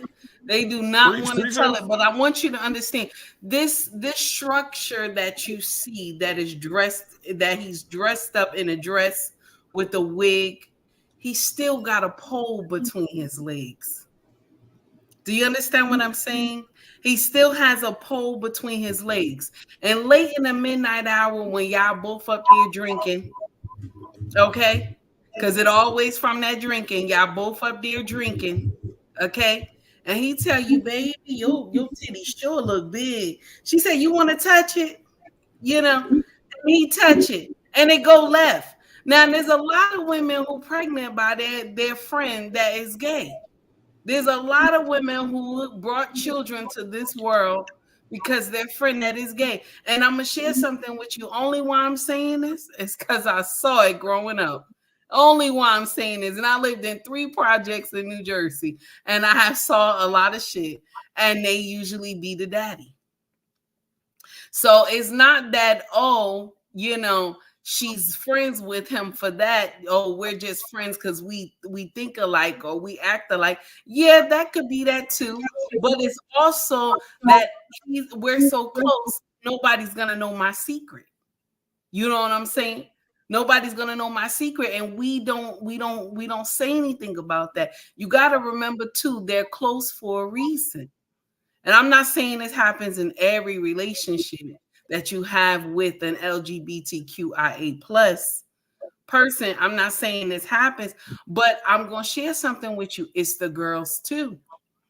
Because if you have also the ones who are studs and you friends with them, and then one hot night it go left and y'all be drinking, okay? It go left because we always blaming it on the liquor. What they say, blame it on the liquor. Blame it on the alcohol, baby. Listen, blame it on the goose, got you loose. Listen, and so it happens. The thing is that just like Crimson Cure said, and I love to repeat what this woman said, but I have to say it today because we are the world's whore. It's sad. It's sad. It's painful. Say that again, because I couldn't. What you say? We are the world's whore. Damn. And it's sad to say this, but it's true. When you look at situations that happen in our community, instead of us saying that shit don't look right, wait a minute, that shit don't look right. Hold on. No, we'll clap for that shit. You know, we clap for that shit. Instead of us saying, wait a minute now, that shit don't look right. Okay? No, we clap for it. We think that this makes sense because everybody want to sit up here. You want to be politically correct. I want to be politically correct. And you know that shit ain't right. You know it ain't right. Okay? But you'll say, judge ye not, and ye shall not be judged. Who is without sin cast the first stone. We'll get up here and say that. But that scripture is the way we use it, it's not right. Because we still supposed to judge righteously. Not just, you know what I'm saying, go all willy-nilly and say that this is okay. You still supposed to call it out. I had people in my family that's from the LGBTQIA+. I love them. They're my family members. I love them. I just don't love what you do. But I love you. I don't want nothing bad to happen to you. No, I don't. And if somebody get out here and tell me something bad happened to you, I'm going to drive all the way down from South Jersey to get where you at. Because I love you. But I don't agree with your lifestyle. And that's the thing that we have to learn in our community. I love you, but I don't agree with your lifestyle. And I'm done. I'm finished. Did you miss a letter in there? Take heed. There was I think you missed a letter. Just call them the legitimate. Call them the legitimate. Jamie has to leave, so we're going to let her go real quick. Go ahead, Jamie. Hey, I just wanted to talk to Uncle Jeff. I do agree with you on what you said. Like, it's not just get rid of the punk, but you have to see why you hung out with the punk. Now, I did do that process, but you did going into depth. That gives other people listening that they do have to check themselves and figure out why they were friends with that person, right? And so, you know, everybody's for different things. I like the access that came with being friends with him. He wasn't a regular punk. I'll put it that way. I would say that he what was does a that rich mean? one. Explain that, please. He was in case of emergency break glass. Meaning, like he had access. He had like he is his family member is a well-known singer. Okay, you got that backwards. You got it backwards, sis.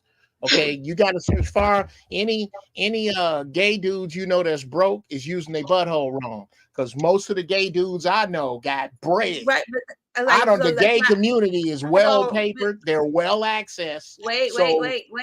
But that's where you assume that I've had gay friends aside from that one. I didn't.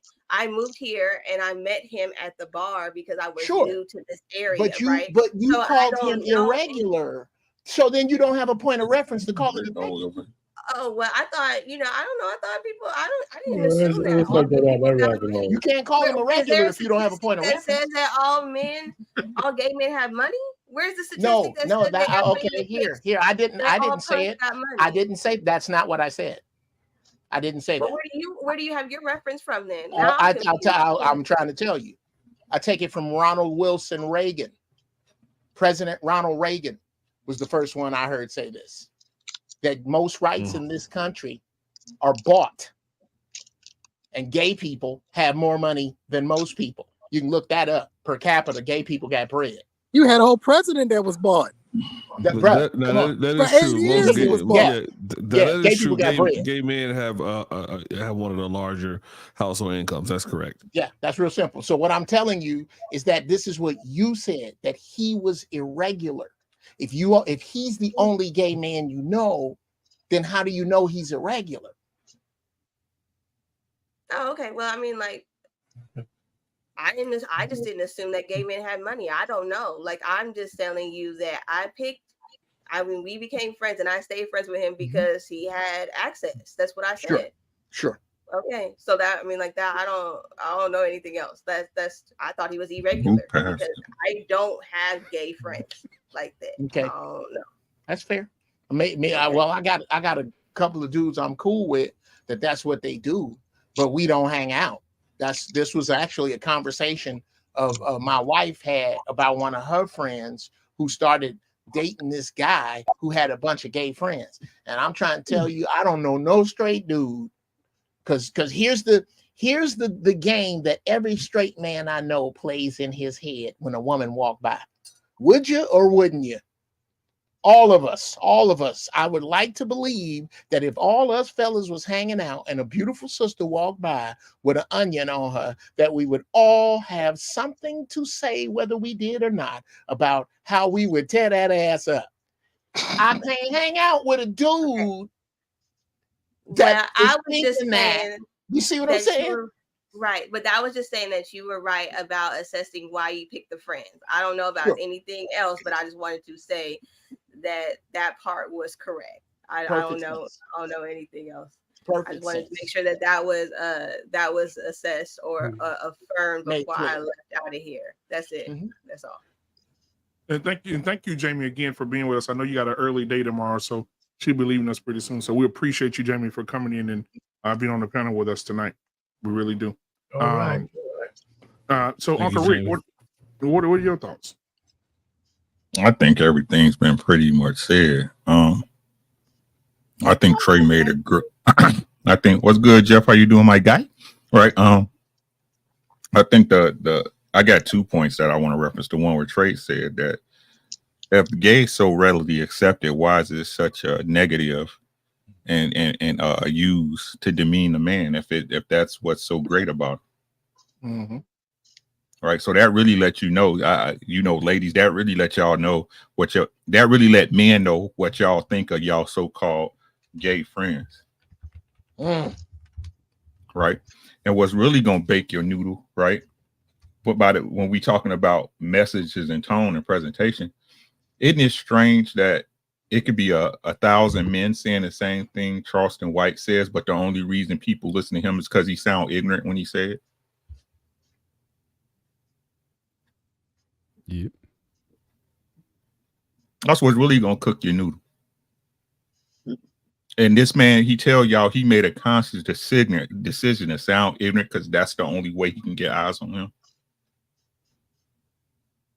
And people sit up there, oh, he's a caricature, because that's what y'all don't.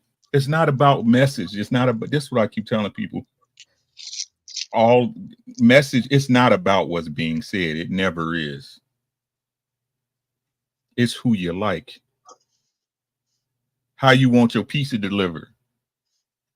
Right? DoorDash bring you the wrong pizza. You're going to eat it anyway. You don't care it's at your house, right? Right? And like I said, I don't entertain gay men or gay women. We have nothing in common. Nothing. Again, like I said, I can't have it's difficult having a conversation with people who don't grasp common sense. So how is it that I, as a friend or associate, can hang around you a extended amount of time when you have a perverted view of reality? Tolerance isn't acceptance. I cannot be rude, but that don't mean I accept what the fuck you doing. Nor would I want that energy around me or anywhere near my family. But I said this before everybody said, our people, not just black women, our people cheerlead bullshit. Yep. If you know it's negative, why the fuck you cheering for it? I ain't never seen nobody clap at their favorite team fumbling the ball on a touchdown run.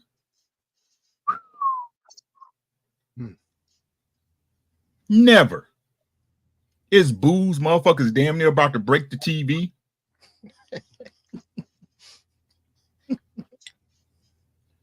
But let it be some negative shit that this shit, like I said, we live in bizarre world. I keep telling y'all, we see sin in front of us every day. And people just be like, well, you know, that's the way they feel. Well, you know.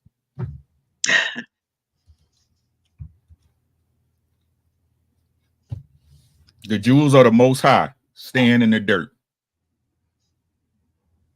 Y'all take it how y'all want. Can I just, Black man, a lot of this is because nobody's actually serious about standing on anything, right? One of the reasons why I laugh at feminism is because these women ain't gonna die for it. It's a joke. You ain't gonna die for it. You gonna recruit men to go do the work for you, which I find quite ironic, by the way.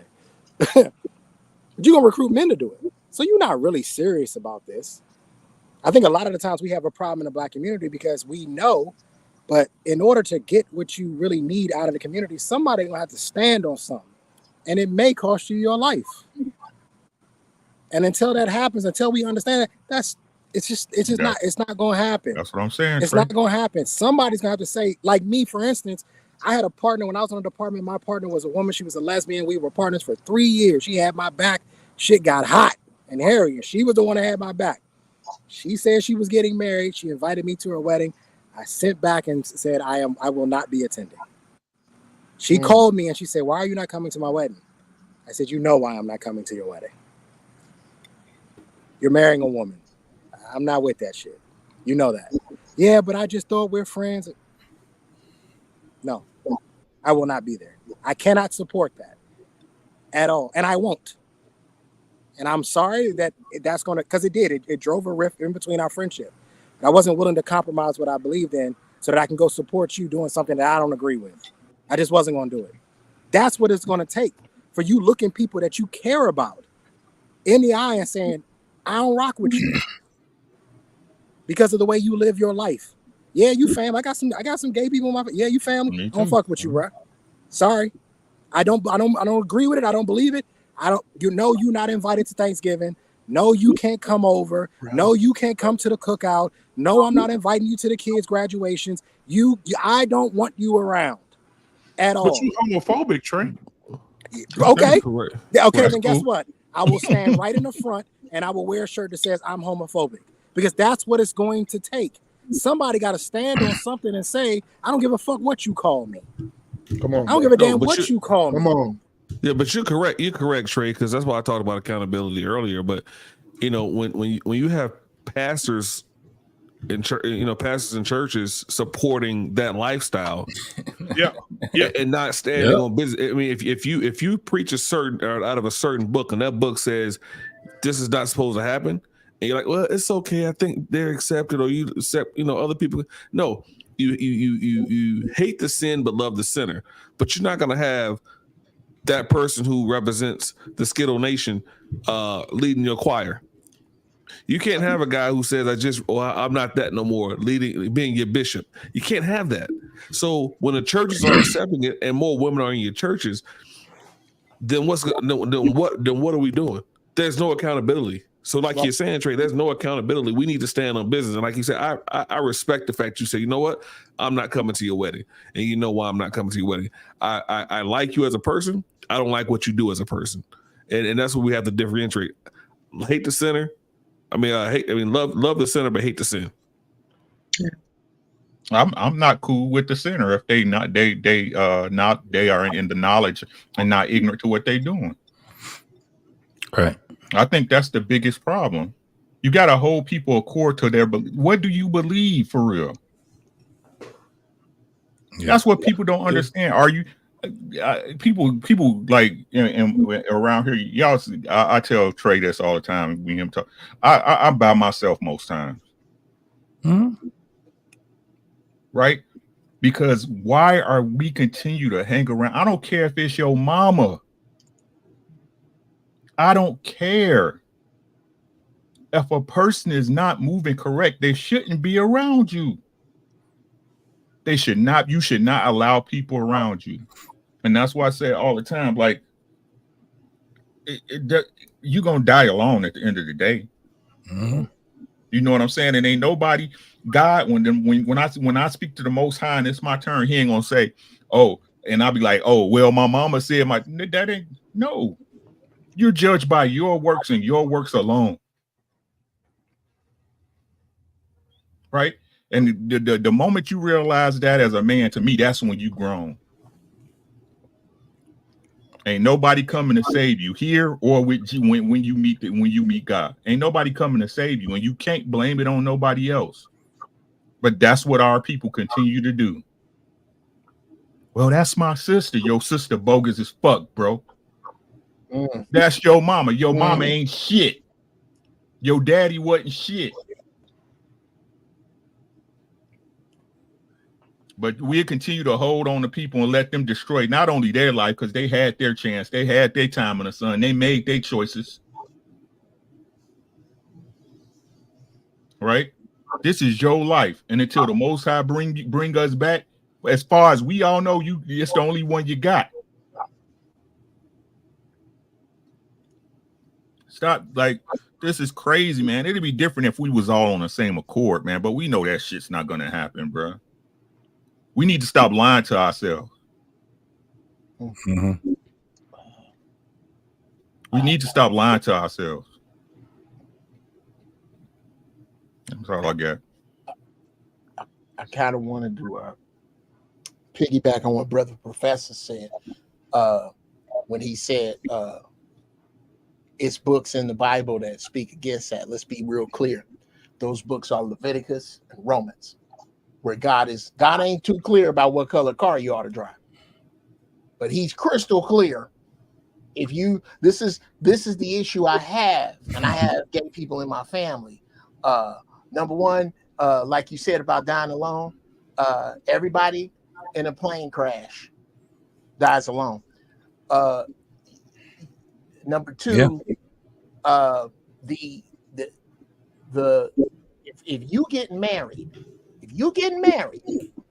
in a building that's not a Pizza Hut, in front of a man that's not a plumber, that's holding a book that's not the Yellow Pages, I'm gonna have to ask how you high hurdled Leviticus and Romans.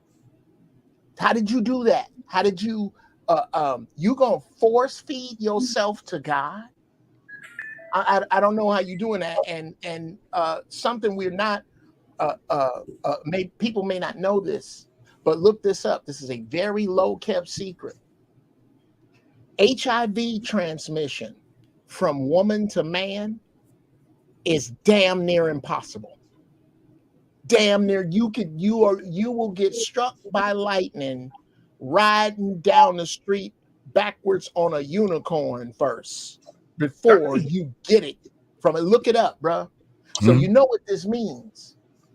Women, sisters who lead in the HIV virus, sisters who got it, didn't get it from dudes that was sleeping with other women and gave it to them. They were sleeping with dudes that was sleeping with other dudes and gave this to them. Mm-hmm.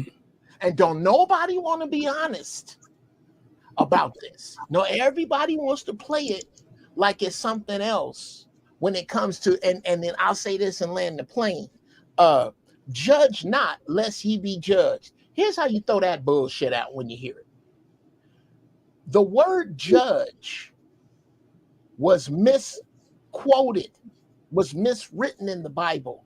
When it was translated from Aramaic, it was condemn not, lest ye be condemned. The root word in judgment is judge. That's how I know who to leave my kids with. But most young people don't care who they leave their kids with because their kids are just a problem for 18 years. Mm-hmm. They're not something to raise. They're not an investment in the future. They're not something to bounce against their mistakes and make better. They're not you. Time travel. Right. Come on, Rick. My hat's off to anybody that stands on it. That stand on what you got to say. You can do what you want to do. I have a son that's gay. I'm like, look here. I knew you was. Ain't nobody touched you. I did. Ain't nobody diddle with you. I knew you was gay when you was 18 months old. You ain't supposed to use your tongue on the bottle, are you? I knew. I've been knowing. It ain't no shock. You ain't shit. Yeah, look here, you gonna come out and fuck up Thanksgiving for my grandmama. What the fuck for? Who here was confused when you said that shit? Was it the double dutch or the braiding hair that had everybody wondering about you? Some folks, yes. And this is something I'm gonna ask the Creator. I'm gonna ask the Most High. Because I don't know. I do know. Everybody here know that dude that ain't nobody touched. That he just a little extra with it. He over there with the legitimates. Now, that would mean that if God if God sees this as an abomination, then that would mean that he made my son just to hate him. And I don't serve a God like that. So I got questions. However, I don't buy that homophobia shit either. To me, it's like watching a dog eat cat shit. It's just it's repulsive to me. I'm not afraid of you. I'm afraid of because I fly on them so much. I'm afraid of dying in a plane crash. I'm afraid I'm gonna land here. I'm afraid of my children, me dying before I can tell my children everything. I'm afraid of letting, not spiders necessarily, but letting them live, because I don't know who's poisonous and they might bite a member of my family. So everybody got to go. So, but other than that, this homophobia bullshit, I'm so glad Trey said it. Yeah, okay, go and call me that. Ping, it bounce off. I'm gonna be that, but I ain't doing that. I have a question for the panel.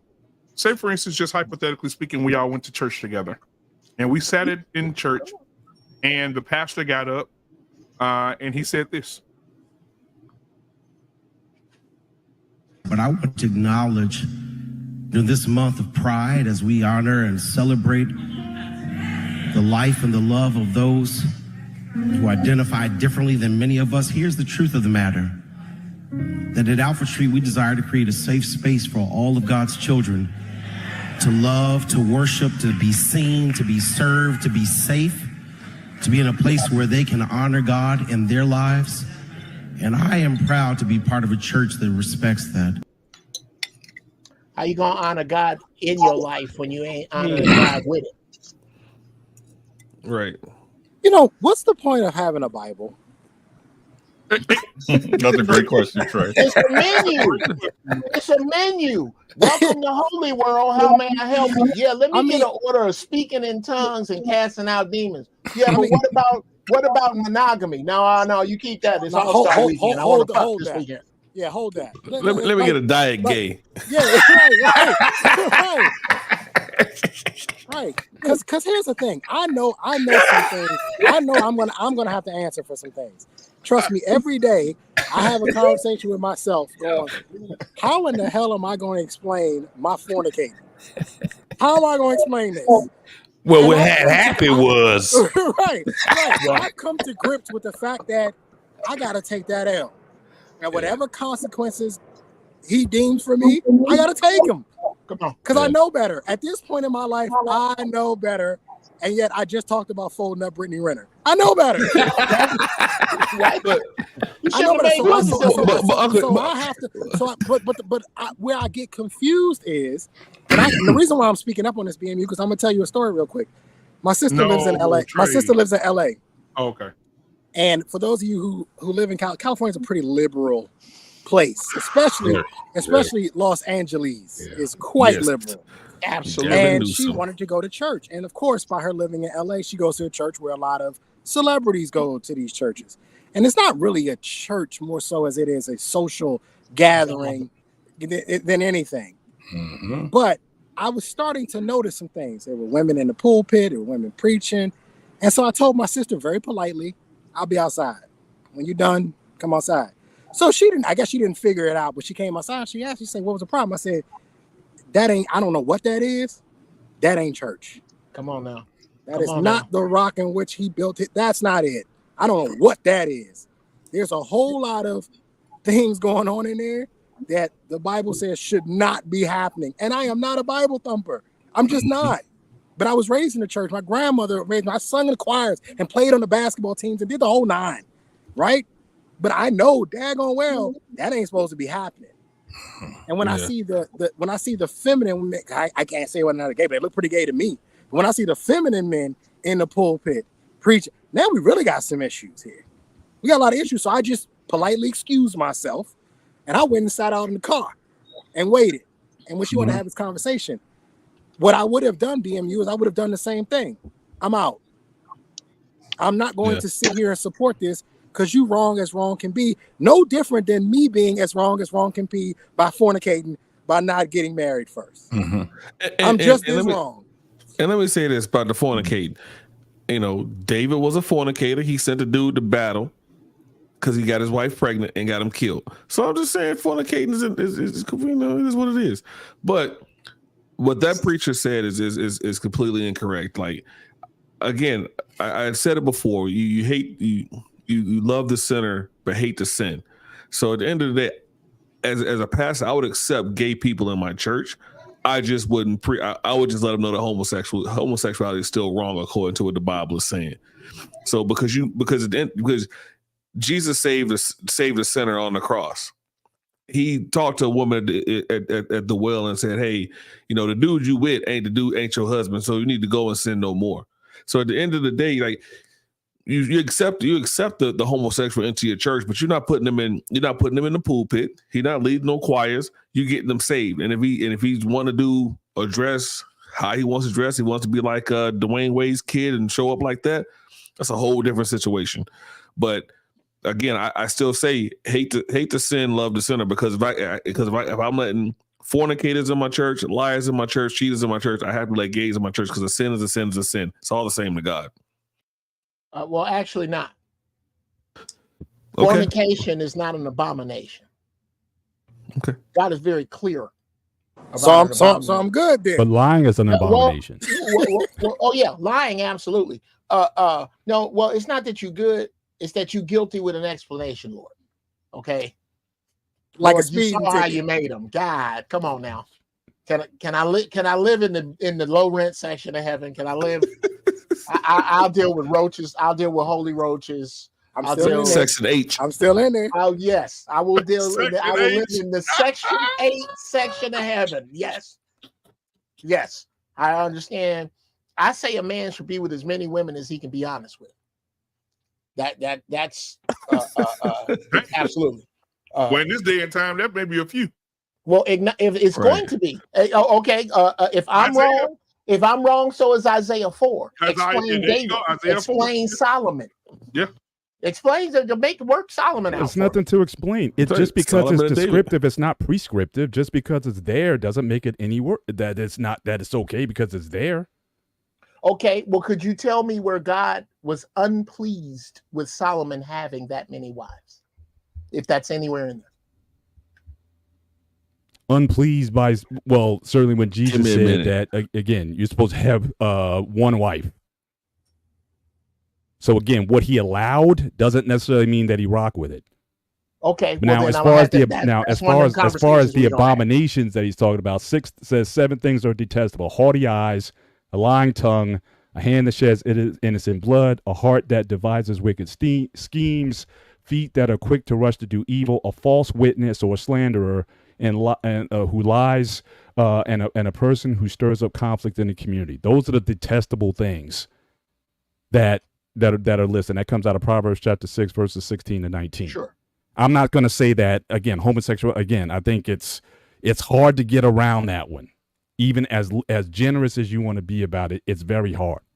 But I can't go. Why is this issue like the number one issue out there when I just listed 7 things that are considered detestable, but people do those things all the time? Okay, so I can again, answer so that. as far as the answer that. condemnation, the condom do not, and I agree with the rendering where it says it shouldn't be judge, it should be condemnation. I agree with that. But again, there's a lot of people doing a lot of condemning when there's a lot of things that they're doing that is detestable in the eyes of God also. So that's the only thing that's a struggle for me. I'm not saying I'm with the go and do that, but I think that, you know, we get so fixated on this. And as really, and I don't see how this is the major issue. If most black women aren't getting married, I don't think it's because of necessarily that community. We got all kinds of issues that we need to deal with, but this issue seems to take up all the oxygen in the room most of the time. And I just understand that. I wish that other woman would get married. But it's First Kings 1 through 13 is what's out by Solomon. So go ahead, take heed. So what I want to say is that, and all of you gentlemen on this panel, most of y'all understand the Bible better than I do. I'm not going to sit up here and act like I'm a Bible thumper. I'm not. But I will say this. It says in the Bible that the wage of sin is death, right? Mm-hmm. The wage of sin is death. So it doesn't matter what the sin is. Either it be small or big. is still a sin against Yahweh, right? So as me, right? You could take my platform, okay? My platform. I condemn a lot of things. Mind you, my hands are soaked with blood. I condemn a lot of things that's not right. But I'm standing here and I'm up here with my hands soaked in blood. But the thing is what I teach is that I don't want you to follow what happened with me. I don't want you to go down the same road that happened with me, because when judgment day come, God is going to tell me, you know what you have done. You know what you have done. So I don't want you to get the same punishment as me. So when I come as hard as I do to my sisters, it's to teach you. I don't want you to be in the same predicament as me. And I'll share this little tidbit with you. Either you be gay or you out here fornicating. It's still a sin. It's still a sin. This is the thing that we miss. Either you get out here and you have a whole bunch of baby daddies, or either you be married. Okay?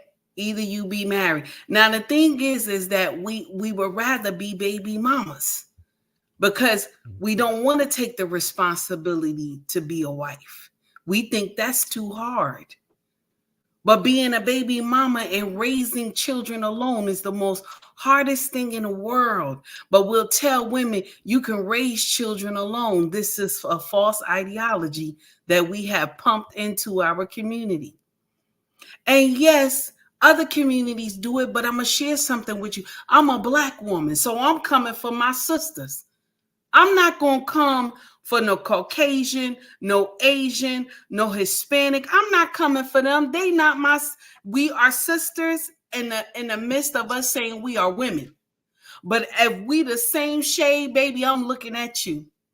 I'm talking to you, because my community is messed up.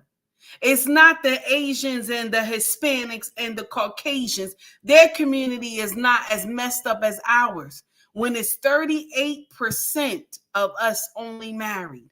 And most of those percent right there, that 38%, some of them are married outside of our community. So our community is the problem. Yes, other communities have shit going on with them, but ours is the worst. 80% baby mamas.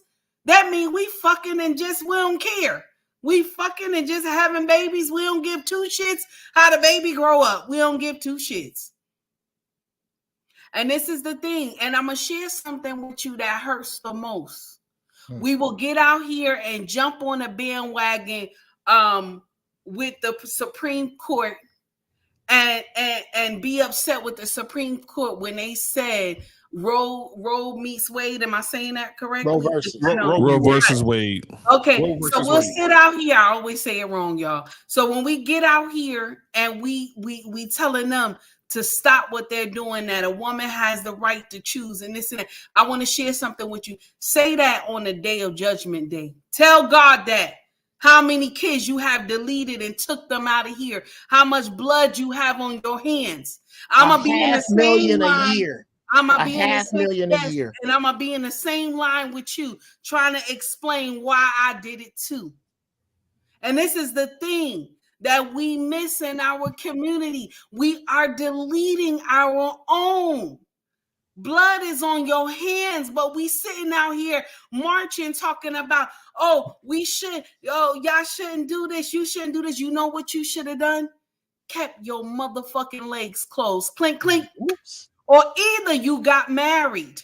So now when you get up there and get pregnant, you just look at your husband. He already tell you, I know that night you had your leg on the top of the ceiling up there. That's when I got you pregnant. Now that's when you understand the assignment. But we sit up here and we will say, oh, I should have the right. I should have the right. The problem is that you say you should have the right, but you're not making proper judgment. When you get out here and you can have all these deletions, okay, and you say, oh, no, I'm this, I'm that, but you're killing your own. We miss this part. And I'm done. I'm gonna land it. You know what? And Real quick, go if I ahead. can, real quick, Professor. I think that I hate to hear that too. You know, I've been around a lot of women in the corporate world that talk about the, you know, look at Chicago. It's a damn shame. Boy, men really need to step up because all them boys out there, they young boys, they just killing each other every day. Just killing, I'm telling you, black men have gotten out of line. And I said, you know what? I said, you're absolutely right. I said, they have. I said, but I'm gonna say this because you open this up for discussion. So there's no HR issue here because you said something that you shouldn't have said either. However, I'm going to say this, and I said it's not going to be sexy. I said if since I want to say 70 or 69, there have been over 25 million baby deletions by black women. Chicago just trying to catch up, and they never will. The most dangerous, and I heard somebody say this, I'm trying to remember who said it. The most dangerous person to a baby is the black woman. They're number one in baby deletions. And elderly. And elderly deletions. And yeah, and so I think you're the most dangerous. And so, you know, when y'all talk about black on black crime, hell, if they could sentence women for the baby deletions, how many years would you get? No, because it's legal. Planned Parenthood is legal. You able to do that because it's legal. You know, and then we sit up here and we want to say your body, your choice, my body, my choice. But when you're not making the right decisions, you know what I'm saying? If you can get out here, you're not making the right decisions with your body. It's my body, my choice. So you have the right to protect your body. We got to stop sitting up here saying he got me pregnant when you know good and hell well you should have used the condom or not slept with him in the first place. But take heed. Take heed. You're right. Protecting your body don't feel good. Oh no, I know. I fuck raw all the time. It doesn't feel good. I'm saying no. I know it doesn't feel good, but that's the problem. Sex is meant for married folk. That's why. So you can fuck raw. Okay. But y'all don't get that. Y'all be like, nah, it's for everybody, you know. Everybody can take this ride. But when the ride is done, you don't want to take the responsibility. When a married woman get pregnant, you know what her husband do? He cut his eye at her. He laughed. He said, I remember the night. You know what I'm saying? Yeah. But when you out here in the fucking song around doing nonsense, that's right. And when you out here fucking around doing nonsense and you doing one night stands, you just met this man, one night stand, you gonna go fuck him raw, and now you get pregnant, and you gonna say, well, we don't have a good relationship together. Of course. One night stand, baby, and you done got pregnant. Of course you don't have a good parenting relationship because he just thought he was fucking you for one night. He didn't think it was going to be 18 years. Okay? So that's what it is. No, and you're right. And BMU, you said it earlier, and I sort of said it.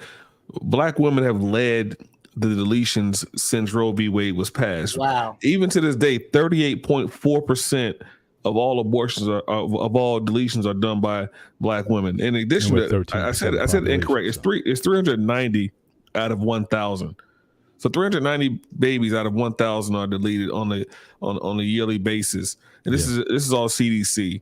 If you're looking at the children under wedlock, it's 69.4%. 69.4% of black women are having babies out of wedlock. The next closest is Hispanic women. But the difference between Hispanic women and black women is the Hispanic women may have their babies out of wedlock, but their men are right there in the household. So you're exactly, That's you're multi-generational 100% household also. They live in communities. You're 100% correct. So, and you're right. You know, well, it don't feel good that night, but there's multiple ways of contraception. You know, so having a baby is not something that we should be doing. Marry before you carry, but also that goes back to what I said earlier about accountability and responsibility and shaming. If we go back to shaming the women who get pregnant out of wedlock, we go back to holding those women accountable. Well, that I believe that could to lower the out of wedlock babies. And No, we gotta no, hope we gotta listen. hope we You, gotta you, hope you men accountable as well. you can't shame the shameless. Right. Right. They don't. Again, shame Right. comes from the outside, and it only Correct. works if that person respects or has high regard for those who are doing the shaming. Unless that listen. person has guilt, that's something internal. Unless they have guilt, they won't do it. But shaming from the unless if you don't respect your older aunties and the elder women in your community who might be, and that's assuming that they're giving you that. Because Right. look, Oh, I'm There you Gen go. X. I'm Gen X. I'm baby boomer, and a lot of the stuff came from our generation. So again, who's then checking them, because this has been going on for a long time. So Hey, again, you're right. and Mr. No, Bennett. I want to show y'all something real quick, and then we'll get back into the conversation. Thank y'all for being here. Hit the like button, subscribe button. I want to show y'all this video real quick, and that's going. I think will tie into what y'all about to get into. So let's watch it. Here we go. Don't work on themselves is because culturally we were taught that we are enough regardless. That's true. And that's not saying that, okay, we are daughters of God. Like, yes, we are valuable, we're worthy, we're washed with the blood, right?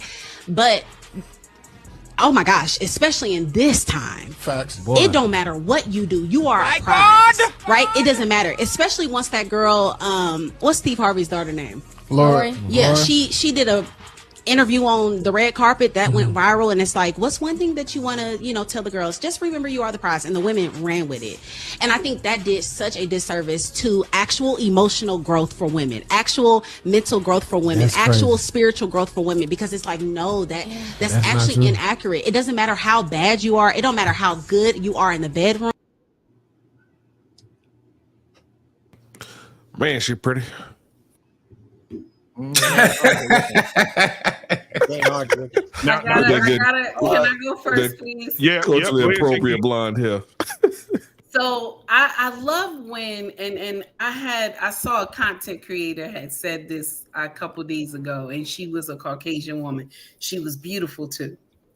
And she said the problem is that beautiful women, pretty privileged, have came to social media and they said, sister girl, don't accept nothing less, you are the prize.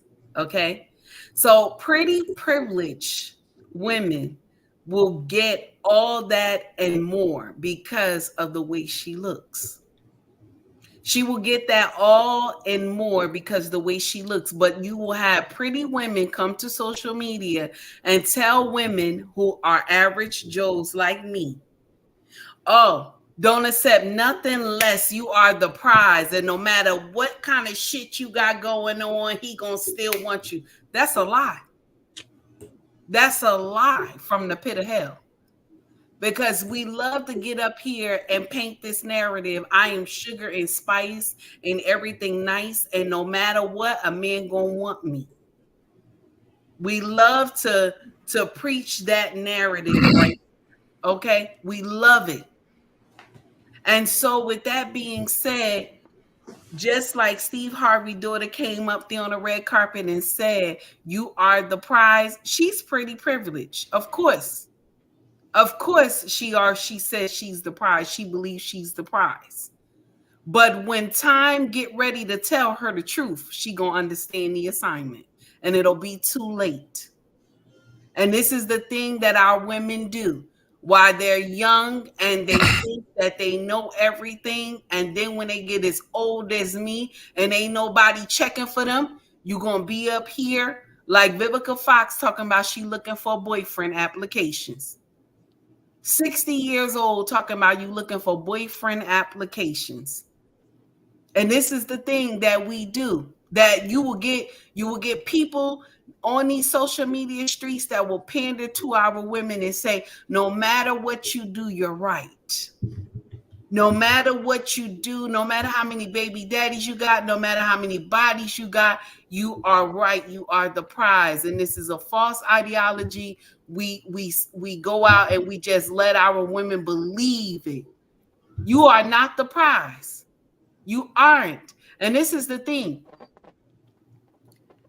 Nobody wants to tell the truth. How can you be the prize when you got all these baby daddies and the children? We leading at 80% baby mama. That's a problem. That's a problem, but we don't want to address that. Oh no, she's good. It doesn't matter. No, this is a problem here. But everybody will get out here and they will say, well, the other cultures do this and the other cultures do that. First of all, I'm African American. I'm looking at you. You African American, I'm looking at you. Now, I have other sisters who come around me from different races, but I love them as well. But I'm talking to my sister. I'm looking in the mirror. I'm looking at you.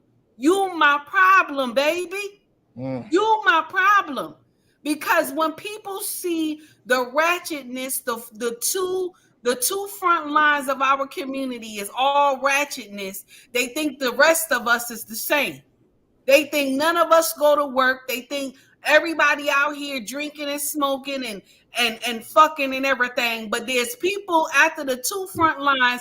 There are people who go to work every day and take care of their family and love their children and train their children, and their children do something with their lives. Those are not the ones that get looked at. It's always the motherfuckers in the front that look like howdy motherfucking duty. And I'm done. I'm finished. And now take heed. A lot of people, Uncle Jeff, before you go and before y'all cook, because I want to make sure I put the rest of the shrimp in the gumbo here. A lot of people said, what about, right? Somebody on Facebook right here said, what about the married folks? What about the married women? Well, I'm so glad you said that because I have a video for that shit too. Here it is right here. After married men are seen as negative and something that is unworthy and dishonorable, right? But I want to focus on another type of woman, and that woman is the wife, the actual wife, but not just any wife, a certain type of wife. And this certain type of wife, the Bible speaks of her, and she is called Jezebel. Jezebel is a type of woman that literally robs the authority from her husband. Jezebel literally robs the man of his masculinity and his leadership. And she wants to be in charge, and she wants things to go her way, or else everything is going to hell. Why? Because a Jezebel is a spirit that comes to control, manipulate, and destroy. A Jezebel spirit is going to be someone that is going to want to be in charge, but not for the glory of God. Someone that's going to want to be in charge for self.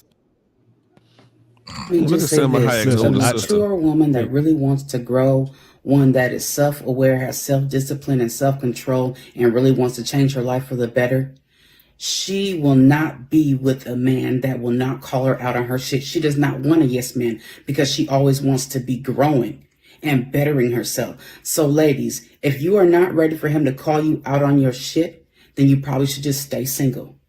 God here. And let me just say this, a mature. All right. Listen, guys, I need to run. So, but I wanted Uncle Jeff. I know you were a couple times before the got into the conversation. I thought you had something you wanted to say to me or rebut something that I had said earlier. So I didn't want to just jump out without giving you a chance to respond before I leave. Was there anything that you had for me before I leave, sir? Well, it's really on another track now to go back there. However, that's fine. However, I do want to co-sign something you said about us both being Gen Xers, and I'm gonna do this as fast as I can. My mama was baby mama 1.0, and I'm gonna tell you how this happened. 1946 is when she was born. This was the year after World War II. Correct. She was the baby boomer generation. Right. This group of this was the last group of black women that was sent down, that were sent down south. Remember, you used to send black women down south when they got pregnant. Tell everybody she broke her leg. She gone. She's away from the rest of you. The 60s was the last of that. Then in her formative 20s years, the feminist movement hit. The baby boomer black females was the first ones to get the full dose of American feminism. And let's be clear about what that is. Feminism, in its true sense, is about the white woman being mad at the white man because she didn't get her fair share of what he stole from the Indians. And that don't have a fucking thing to do with you. Right. Nothing. Right. Two, this thing that we keep having about marriage and family, those two things don't apply to us as people of the sun the way they apply to Europeans. They don't. And I think that's something we are all trying to get around. Okay, fine. If you are, which is along with your diet and your God and your language, they took this from you. You're not going to have a choice. Here's the choice now. This is before you count the women of other races clamoring to get with us and fighting in line. Before you count the sweet pickles, the day-days, the mud-faced dudes, the dudes that don't want shit, ain't doing shit. Before you count all of them, you outnumber us by 2 million. 2 million. What this means roughly is that it's about 16-1.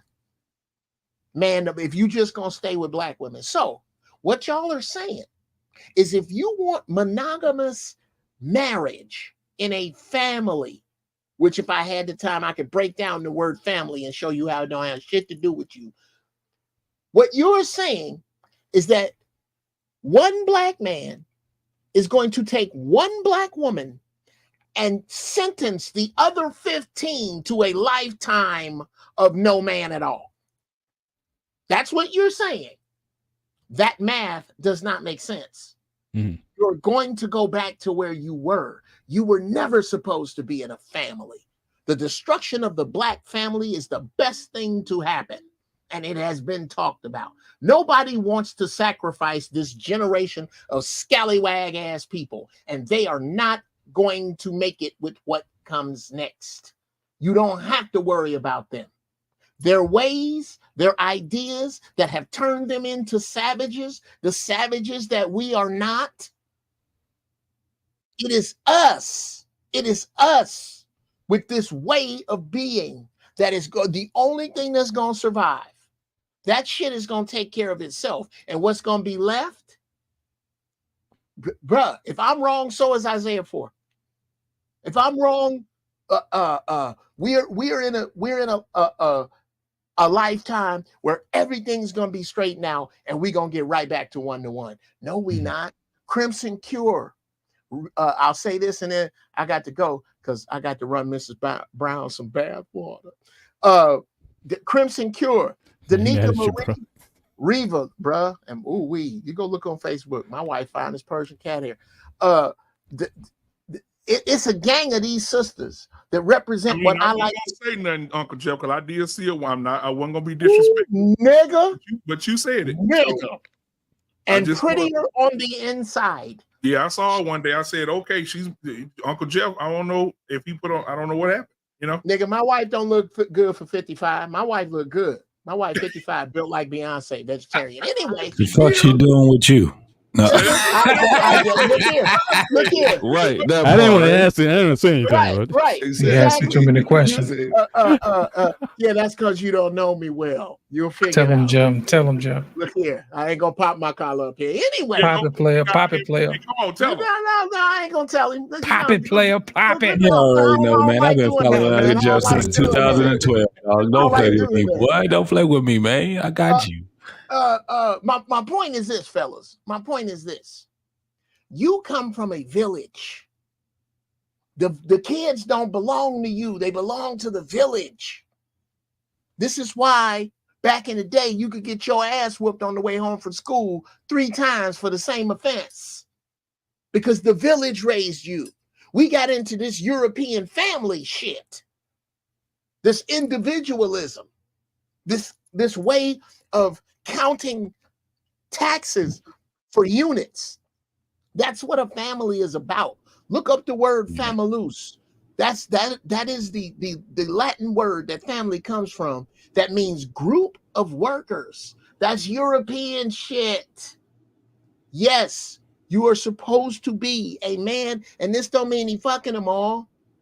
This means that me, Mr. Bennett, Professor, all of us, if all of us are in the same tribe, and we go out to hunt, which is what's coming, because you're gonna have to hunt in these streets for your food and figure it out.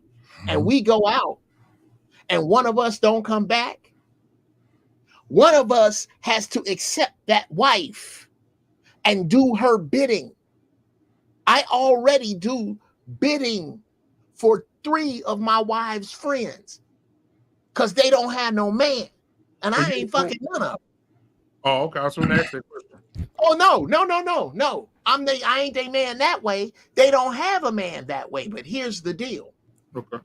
If I'm gonna do your bidding and you gonna see a new man, that man will stand counsel with me and my homies, and we will tell you what we think of him.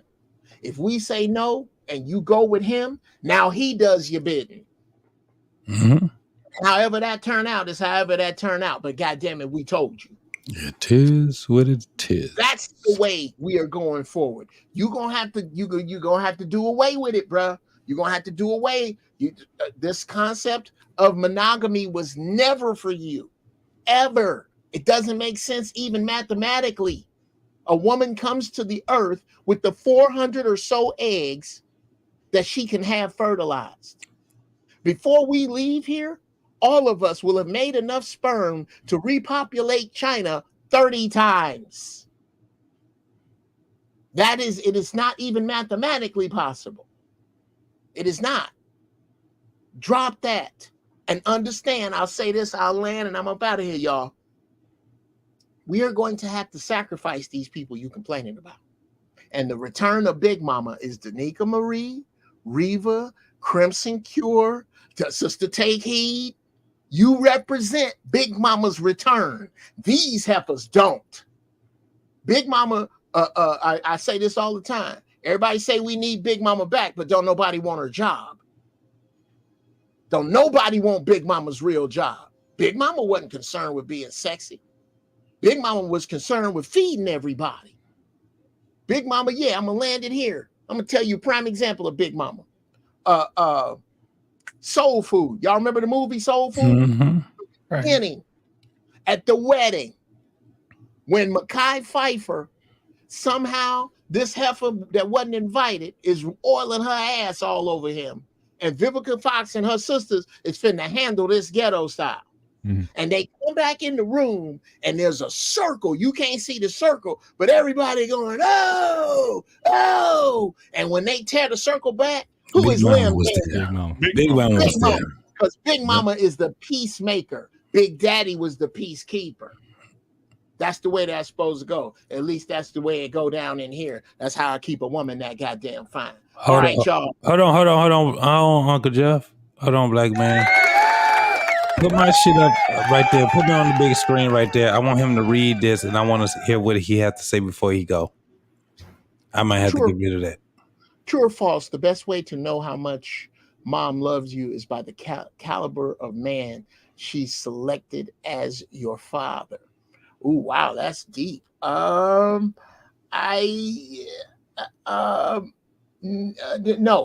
False. False. Yeah. The truest way to know how much your mama loves herself is by the man she chose as your father. God damn. If she loved her, she can't love you right. Preacher. If you speaking of preaching, if y'all are around Sunday, I am the pastor of the First Church of Holy Shit. Comes on every Sunday at 4 LA time. Somebody fucked up and told me God was everywhere, so I pray right here saves me 10%. I never miss a game, and I invite you to save 10% on your soul insurance by switching to Don't Go and come on in here and talk. Let's talk about God for real, because in order to believe God has a name, you have to believe a man. Some man told you what God's name is. You don't have to believe a man to believe that God exists. And I don't care if you call him Jesus, Buddha, Allah, or Joey Bag of fucking donuts. What we doing over here is putting another O next to his name, and we going in search of your good, because that's how it got hijacked. You went looking for God and found religion. Yeah. So we're gonna knock the religion off and let's talk about how we get to good together. And we can smoke weed, we can cry, and talk and get real about the creator. Well, Uncle Jeff, before you go and run a bath and eat some ass tonight, I wanted to show you. I don't know about all that, bro. Oh, okay, I'm telling you right now. That's where hepatitis 3 come from. I don't need no hepatitis. And pink eye. Yeah, all that. All that. I done had it 14 years, ain't ate it. No, don't put my name in it. It's other places of interest. That's what I say about my ass. You ain't got to, my ass, my body's like the mall. All the shit that you want to deal with is in the front. Ain't nothing back there in the box, ain't nothing that's exit. That's exit. You don't go to the mall and go to the back, nigga. You go to the back. Before you go, say no to your insight on can't hang on. Just black man, you cannot have respect to Uncle Jeff. You cannot have him and what's my man OG J Speed. You can't have him on the same show. Oh, that's my man. That's too much. That's too much oxygen in the room. There's not enough oxygen for everybody. You can't have those two on the same show, bro. I don't eat the big piece of chicken. I eat the whole fucking chicken. I eat the whole chicken. Y'all make some soup out these fucking bones when I'm done. I want everybody to get in on the videos we saw, but I definitely want to get this last one in. Then we could discuss all of them as a whole and then close out. But I want to just get your perspective on a recap of this. Trillionaires in America. I mean, billionaires in America. And what's happening? They're in a situation where they, in fact, pay 8.2% in taxes. If they just paid 24%, 25%, either one of those numbers, they'd raise $500 million, billion dollars, I should say, in a 10-year period. We'd be able to wipe out his debt. We'd be able to help make sure that all those things we need to do, child care, elder care, making sure that we continue to strengthen our healthcare system, making sure that we're able to make every single solitary person eligible for what I've been able to do with the with the COVID. With dealing with everything we have to deal with. Look, I got just take it off the screen, Medicare. Thank you, President. Oh my gosh. Listen, I should have been off here 30 minutes ago, right? So I have to go. So I'm just gonna do all right. So rapid fire. Man, Jeff messed me up, man. Oh, there's a couple of points that were made as far as the abortion thing or the deletion thing. Nigeria, that is illegal, but they still have 400,000 a year with 40,000 deaths. You can look those numbers up too. So again, whether it's here or not, the bottom line, you got poor people who do desperate action. It's still going to go on. So again, we got to tackle the issue of poverty, and we got to tackle the issue of our lifestyle. If you're in that situation, you got to change your behaviors before you get there. That should be the last thing we should be thinking about. As far as the Jezebel video, look, I've heard this for years.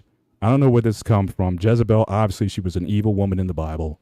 But there's been a ton of evil men there. No one talked about an Ahab spirit. He was called the worst man, one of the most evil rulers in history. No one talks about an Ahab spirit, but everyone wants to talk about this Jezebel spirit. It's not biblical, and I wish we would stop talking about it because it's just blowing up. Every time you see a woman doing badly, we call her a Jezebel. No, she's a human being who does evil things just like all human beings do. So we just need to get off that trope. I just don't like that at all. And as far as the last video that you showed, we could do better, a lot better than unfortunately the choices that we have right now. So with that, I bid you guys a good night, and hopefully I'll see you guys on Friday. You guys take care. All right. Thank you, Mr. Bennett. Have a good night, brother. Mr. Bennett, you lucky on you lucky I'm running bath water. And we ain't got time to go into Jezebel. I don't give a fuck about what's going on Nigeria. I'm talking about 60th and Damon, where I'm from. I'm talking about the people who potato salad ain't got no raisins in it, that the inventors of the elect. We're talking about them. Okay, can we discuss them by themselves? Why is it that whenever you bring up the black woman, there is some dude that is counsel for the defendant, Your Honor? Dude, it is time for the black woman to stand trial on her shit and her shit alone. And I don't give a fiddler's fuck who don't like her. Now, with regard to them two old men that you saw. I'm running the water, baby. Tell me what they saw. I'm tired of being a cream puff. Regard to them two men, what you are basically dealing with is hey, come here for a minute. What you are dealing with. Hi, my love. Come here. Just come here. Just come. I wish Mr. Bennett was still here. You could have kept your glasses on. It don't matter. Just say hi to everybody. Hi, this is Mrs. Brown. Hi, hey, Miss Brown. Hey, Miss Brown. How you doing, Miss Brown? Just saying hi. You can't. How you doing, dog? If you, Darren. Yeah. Yeah, puppy pushing it. Ah! But yes, I got that. I got run. I'm running bath water. I got things to do. I can't. Man. What you call me for? God is good. Yes, God is good. All the time. Good all the time. All the damn time. All the time. God is good. You're so messy. And she's prettier. That's how when you hear a Christian man, that's how they flirt. Oh, bless the Lord. Oh, my soul. They said all that shit. That's within me. Amen. Yeah, they talking all that shit when they say, anyway, I ain't gonna be up here long. That 20 minutes. Now you sound like a Baptist preacher. I ain't gonna hold you long. Bruh, I was carried in church. I like to say I love God. I just fired King James as his publicist. And I usually don't argue the Bible with people who don't have passports. If you haven't been, we need the organ going. We can't discuss the Bible. Man, I got it right here too. Right, most black folks, most arguing the Bible with Black Americans is like arguing the Marvel universe with somebody who only knows that the Hulk is green when he get mad. You better say it, bruh. You don't. If you haven't been anywhere. If the concept of Jesus being supposedly 2,000 years old and the letter J is only 500, if you don't want to get with that, then we can't talk. Anyway, we would. What was I talking about before that? What was I talking about? The presidents. The two presidents. Thank you.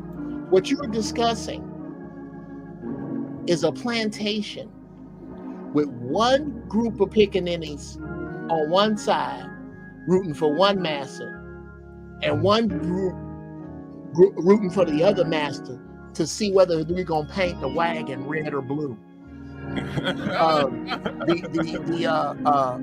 There has been, if somebody to include the 9 black ones before Obama and the 18 before George Washington. Well, could somebody point me out a good president for black people? All right. There's not been one. As long as the Dred Scott decision has never been overturned.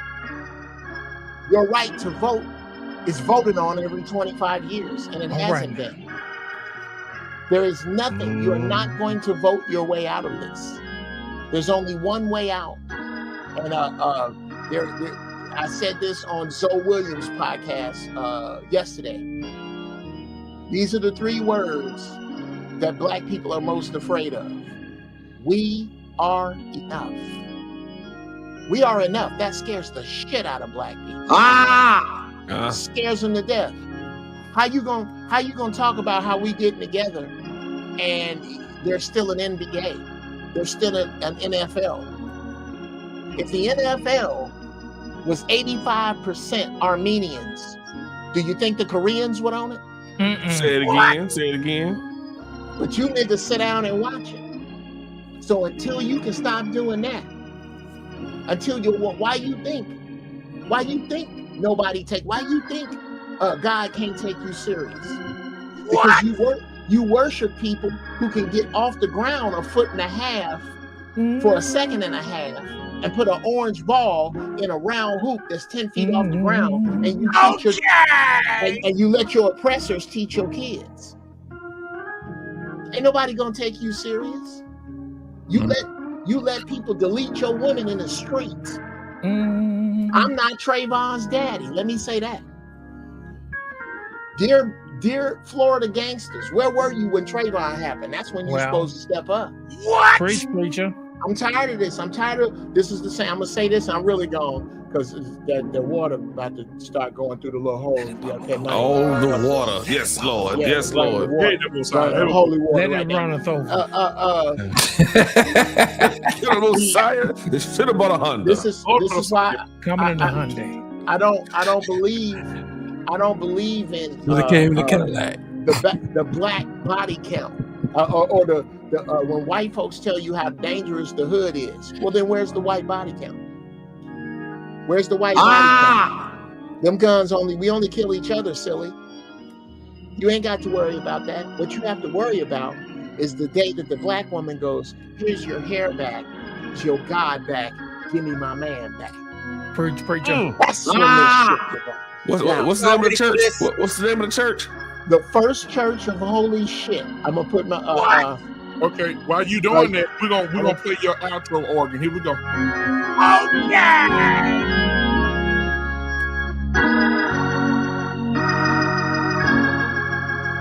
If any man will, let him come to the first church. Will there be one? Will there be one? While the blood is running warm in your veins. Okay. I just put my I just put my YouTube in the private chat and in the comments. My YouTube channel. Go on over there. Get yourself some Uncle Jeff's Male Important Decision Cream. There's some other shit I sell for young males to help them with their life. At any rate, people, this was dope. I'm glad I was here. Come on, BMU. You already know, bruh. You already know. So, y'all keep the faith. Save my 10% by switching. Ladies and gentlemen, that was Pastor Bishop Uncle Jeff. Tonight, we so bless his name tonight for coming in and dropping his sermon. You guys on the way out that don't trust you to get you out of what you got you into, but trust in the bishop, and he'll get you where you need to be, man. You shouldn't have been talking shit. Hit the Cash App. Hit the Cash App. We take EBTs, but just write the number down, your PIN number down, and leave your card with the address and name. We'll make sure that we get that back to you. You've been blessed. Yes, our minister of our offering is also in here with us tonight. Get the collection plate right on that side. Nigga, get it around on that side.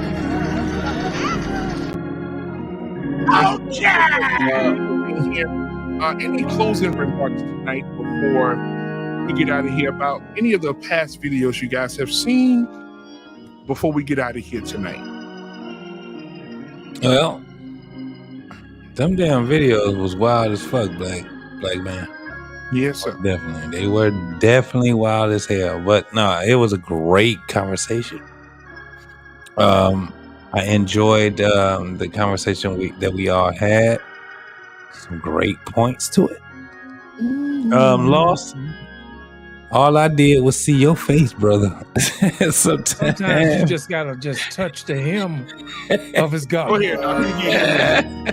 And the blood will make you whole.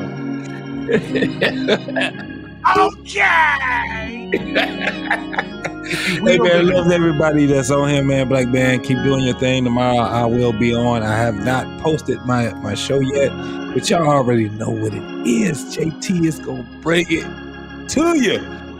Please believe that, man. That's all I gotta say right there. I end it right there. All right, R Payne. Any closing thoughts? After that, I don't need to say anything. No, listen, it was a good show tonight. I was finally, you didn't say anything I had to come and correct you on. So, damn. So finally, it's a good stuff. I agree with a lot of stuff that was talked about. Something about ministers. What happened to your mic? It's anybody. Oh, you can't hear me? No, we got you. Yeah. So listen, so I just say like Fannie Willis, right? There's no way she should have been able to get the pulpit, right, to say anything she had to say, right? Like in my church, I don't even want to stand behind there if I had like an announcement. I mean, I said, listen, I ain't ready to be behind there. I'll go in the mic somewhere else. But when you give people who do wrong the mic so they can preach to your congregation, it just alienates people who want to follow the word. It just does. And so when that guy stand up there talking about the alphabet community, how we accept you and stuff, I would rather him just say, "Listen, we're open to have you in here. We love the sin. We love the sinner, but I have to tell you, I don't agree with the sin." Right? I would like one of those guys to just say that up on the damn podium for once. So anyway, but it was a good show. We had a lot of stuff we talked, and I was quiet for once. That was cool. Okay. No plane landing. Yeah, no. Listen, first of all, none of these guys, but don't land no goddamn plane with everybody going on their soliloquies and stuff. Man, Uncle Jeff was up to something else. Anyway, made it. Got your ass in the way. Anyway, man, I'm done, man. Good night. Take heed to the message. Do you have anything, sweetheart, before we part ways? Oh, Sister Take Heed looks so wonderful tonight. Give her a hand. Don't you agree? As she comes. The first lady. First lady. A BMU Baptist. I have nothing to say. I'll say this. We need to learn how to understand the assignment in the Black community. We got to stop trying to go with who's Democrat and who's Republican. We need to pick who is best to fit our needs. It's not working with, I'm Democrat, I'm Republican. It's not working because you got two demons up there. You got two demons up there, so you're gonna have to choose which one is not that evil. That's it. And I'm done. All right. The guest pastor in here tonight, Brother Professor, come from a long way tonight. I want him to have a word, if he can. And I just want to say that I thank you for letting me be here. Absolutely. I enjoyed the videos that we had. Yes, Lord. But before we leave, I want to leave you with a scripture. Go ahead, Doc. Talk to me. Proverbs 21:9. It's better to live on a corner of a roof than share a house with a nagging woman. Wow. I want to leave it right there. Now, you can catch me on Sundays. I want to tell you, on Sundays between 4 and 7 at Bedside Baptist Community Church on the side of the road of Jericho. And again, I want to thank you, BMU, for having me here. Absolutely. Thank you, Doc, God for bless. blessing us with your presence tonight. Make sure you send our warm welcomes out to your wife and your sidekick. Lost in translation. The floor is yours. And lastly, sir. Well, you know what they say, black man. I might not always be there when you want me to. But I'm always going to be there. Right on time. You understand what I'm saying? That's it, right on time. I always tell people, man, you can't disrespect a man into respectability. Yes, you understand what I'm saying? There's always a king and a fool in every man. Preach that. But the one that you address, sir, is the one who's always going to answer. Oh, yes. And I will say this, whenever you're in doubt, call upon the master because he's always there when you need him. So with that being said, if you guys have not hit the Cash App or if you have not hit the Super Chat, come on, talk that. I suggest that you go ahead and hit it right now. Okay. Bishop Goodjoint is waiting for you right now. We have a special request that when you log off this evening, make sure that you hit the like button and make sure that you subscribe if you're new. Yes, those of you who are not here on a regular basis, please make sure that you subscribe. Amen. And make sure that you support the channel that supports you. And with that being said, Black Man Unfiltered, I'm going to turn it over to you, sir. Amen. Well, I for a want to wonderful say, evening of what we've enjoyed tonight. Bishop, So thank you so much, sir. First Lady Take Heed, Deacon JT, and Brother R. Panda, along with Lost and Translation. I want to say thank you. Thank you to everybody that came on tonight who reverenced their opinion so eloquently. For those who are watching from the balconies of heaven and the clouds, we want to say thank you. And one more scripture before we get out of here. And if you would turn to Malachi 3:8, it says, will a man rob God? Yet you have robbed me. But how do you rob me? It says here in tithe and offering. Why don't you hit the super chat tonight? Word. Why don't you hit the Pastor tonight? Listen. Bring all of it to the storehouse where there may be food to eat.